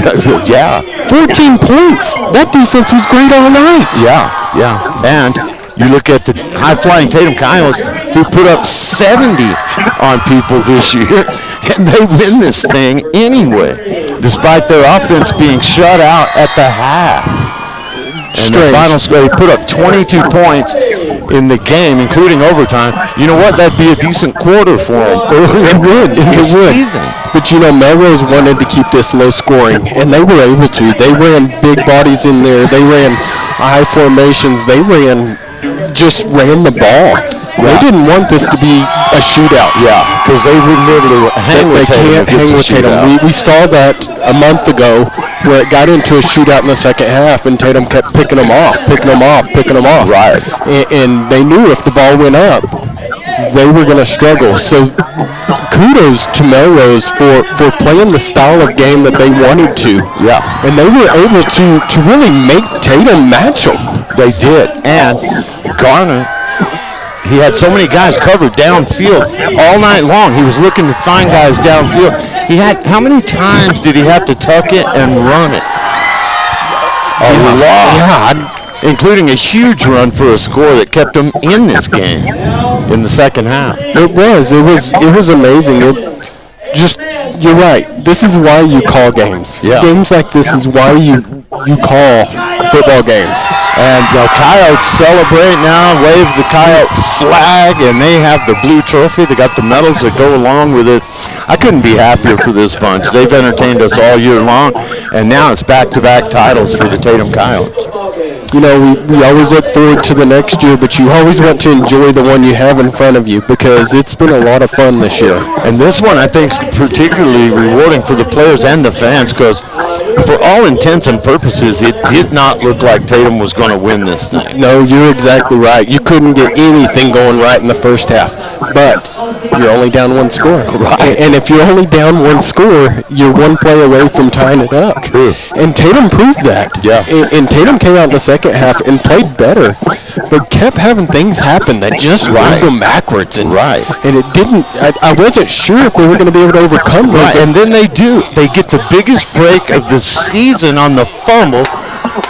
Mullins scoops it up, scores, and they have it unceremoniously taken away from him by what I thought was a really questionable call. And then they call a 15-yard penalty on Tatum because guys are on the field. Right. They thought they just won the state championship. Not What only do you did you do? just take the title away from you, we're going to penalize you 15 That's yards. right. And they just shot off some fireworks. They got confetti cannons down there or something, man. That is cool. Red smoke over the field here. The crowd savoring the moment along with the Tatum Coyotes. A lot of fans on the field out there. And it's just a beautiful moment here in Tatum, New Mexico, isn't it? Oh, it feels like football. And what a fun game, back and forth. And, and a slug here, a slug there, and they're matching each other through the game, and you're you're down by 8 if you're Tatum. Melrose, you're up by 8. Melrose slows the game way down. They want to just control the ball all the way down the field, and Tatum ends up stopping you. Yeah, and a big story in the, if they write this up in the paper, if they write it correctly, there was really a third player involved in the game, and that was the officiating crew. The way some of these things went tonight, all night, and they seem to go against Tatum. And what you have to do is persevere and get through that adversity, no matter how weird it is.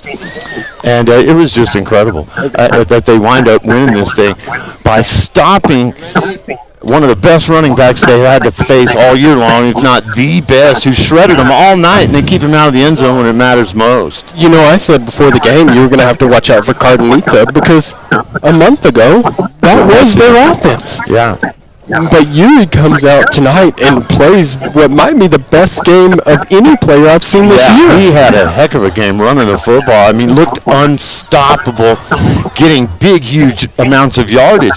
And then when he needs 5 or 6 yards to win a state championship, they deny him at the goal line. It was a strength of wheels contest at the goal line right there. It was, and we've seen Tatum win those all year. Yeah. We have, and congratulations to those Coyotes because they earned this one. They deserve it. And that final play, it could have gone either way. Yuri was trying to bend it in. They were trying to bend him back, and somehow the Coyotes mustered enough strength to keep him out of the end zone.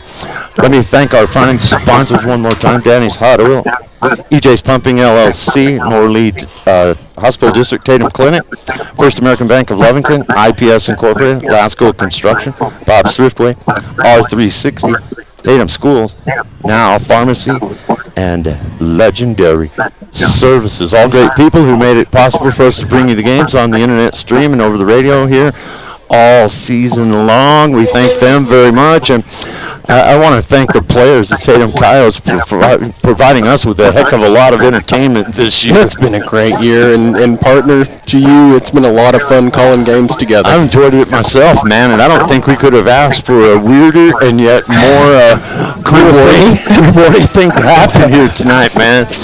It was a little bit of everything. We did, and we at the end we come out victorious. Yeah. But this is one that they're going to talk about for a while. I think. I know I am, man. Anybody who's going to listen, I'm going to tell them the story of this one and how it went. And tip of the cap to the Melrose Buffaloes. Always tough. There have been several times when we've been on the losing end of the championship game to the Melrose Buffaloes, and they had a good game plan tonight. They played hard. They ran hard. They did everything they could, and they left it all out there on the field. But it's Tatum that comes up victorious, and that final was 22 to 16. Was it 14? 22-14 is your final. Thanks to Evie Stuber and all of our backups there at One Radio Square for doing a great job. They're the unsung heroes of this thing because we're out here in the field and they get us in and out smoothly and help us to have a nice broadcast or a webcast. So tip of the cap to them. And TJ Miracle, who's an unsung hero of keeping all of our equipment together, and he'll back up games, and he's calling games himself, and he's a great boss to work for, so we appreciate all of his efforts too, and all of our sales guys who line up these great sponsors. It's just a team effort, not only for the players who are actually out there doing the work, but for those of us who bring it to you. And we want to thank the fans. You guys in Tatum have responded very well to our internet stream and tonight to our radio coverage, and so we just want to tell you how much we appreciate that and all the hospitality we get when we come to cover Tatum sports. And I'm proud of these kids. I'm glad for them, and it was a heck of a win tonight for the Tatum Coyotes, Patrick. It is, and you know, my final thought is, watching Tatum all year, I felt like they were the best team in every game they played, and having everything go wrong tonight and just being able to find a way to win. Yeah. It's incredible. It's very cool. Congratulations to those kids. They earned every bit of this, and man, go celebrate, go enjoy it, because you never know if you're getting another one. And for the seniors, this was it. And what a way to go out for the seniors on the Tatum football team. Yeah, we hope you guys enjoyed it as much as we did. We're going to say so long. Any final thoughts, Patrick? You know, again, just proud of this team and being able to watch them and call games for them all year. Just super proud of the growth they've had through the year. And I don't know that they could have beat Melrose 6 weeks ago if Melrose plays that style. Yeah. So for Tatum to get punched in the mouth and to stand up and say, no, not today. It was impressive. It was a great comeback story. And listen, had the fumble been taken back to the house and that been it, that would have been the fairy tale story of a football game. Yeah. But it still is with having to take offense first, put the ball in, and then you get the 2-point conversion. Melrose, okay, now it's your turn. See what you can do. And you're able to keep them out of the end zone. That's right. That was huge. Yeah. Congrats to the Coyotes. We enjoyed it. Hope you did too. For Patrick Alexander, I'm Alan Scott. Thanks for listening on HobbsAmerica.com, Tatum Sports YouTube channel, and on today's Best Music Mix. Have a great rest of your weekend, and keep it right here on C94 KCOR.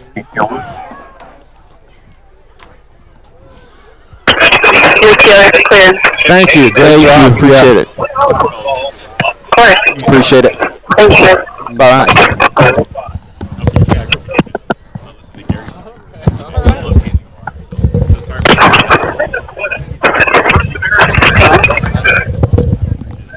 Are you guys still there?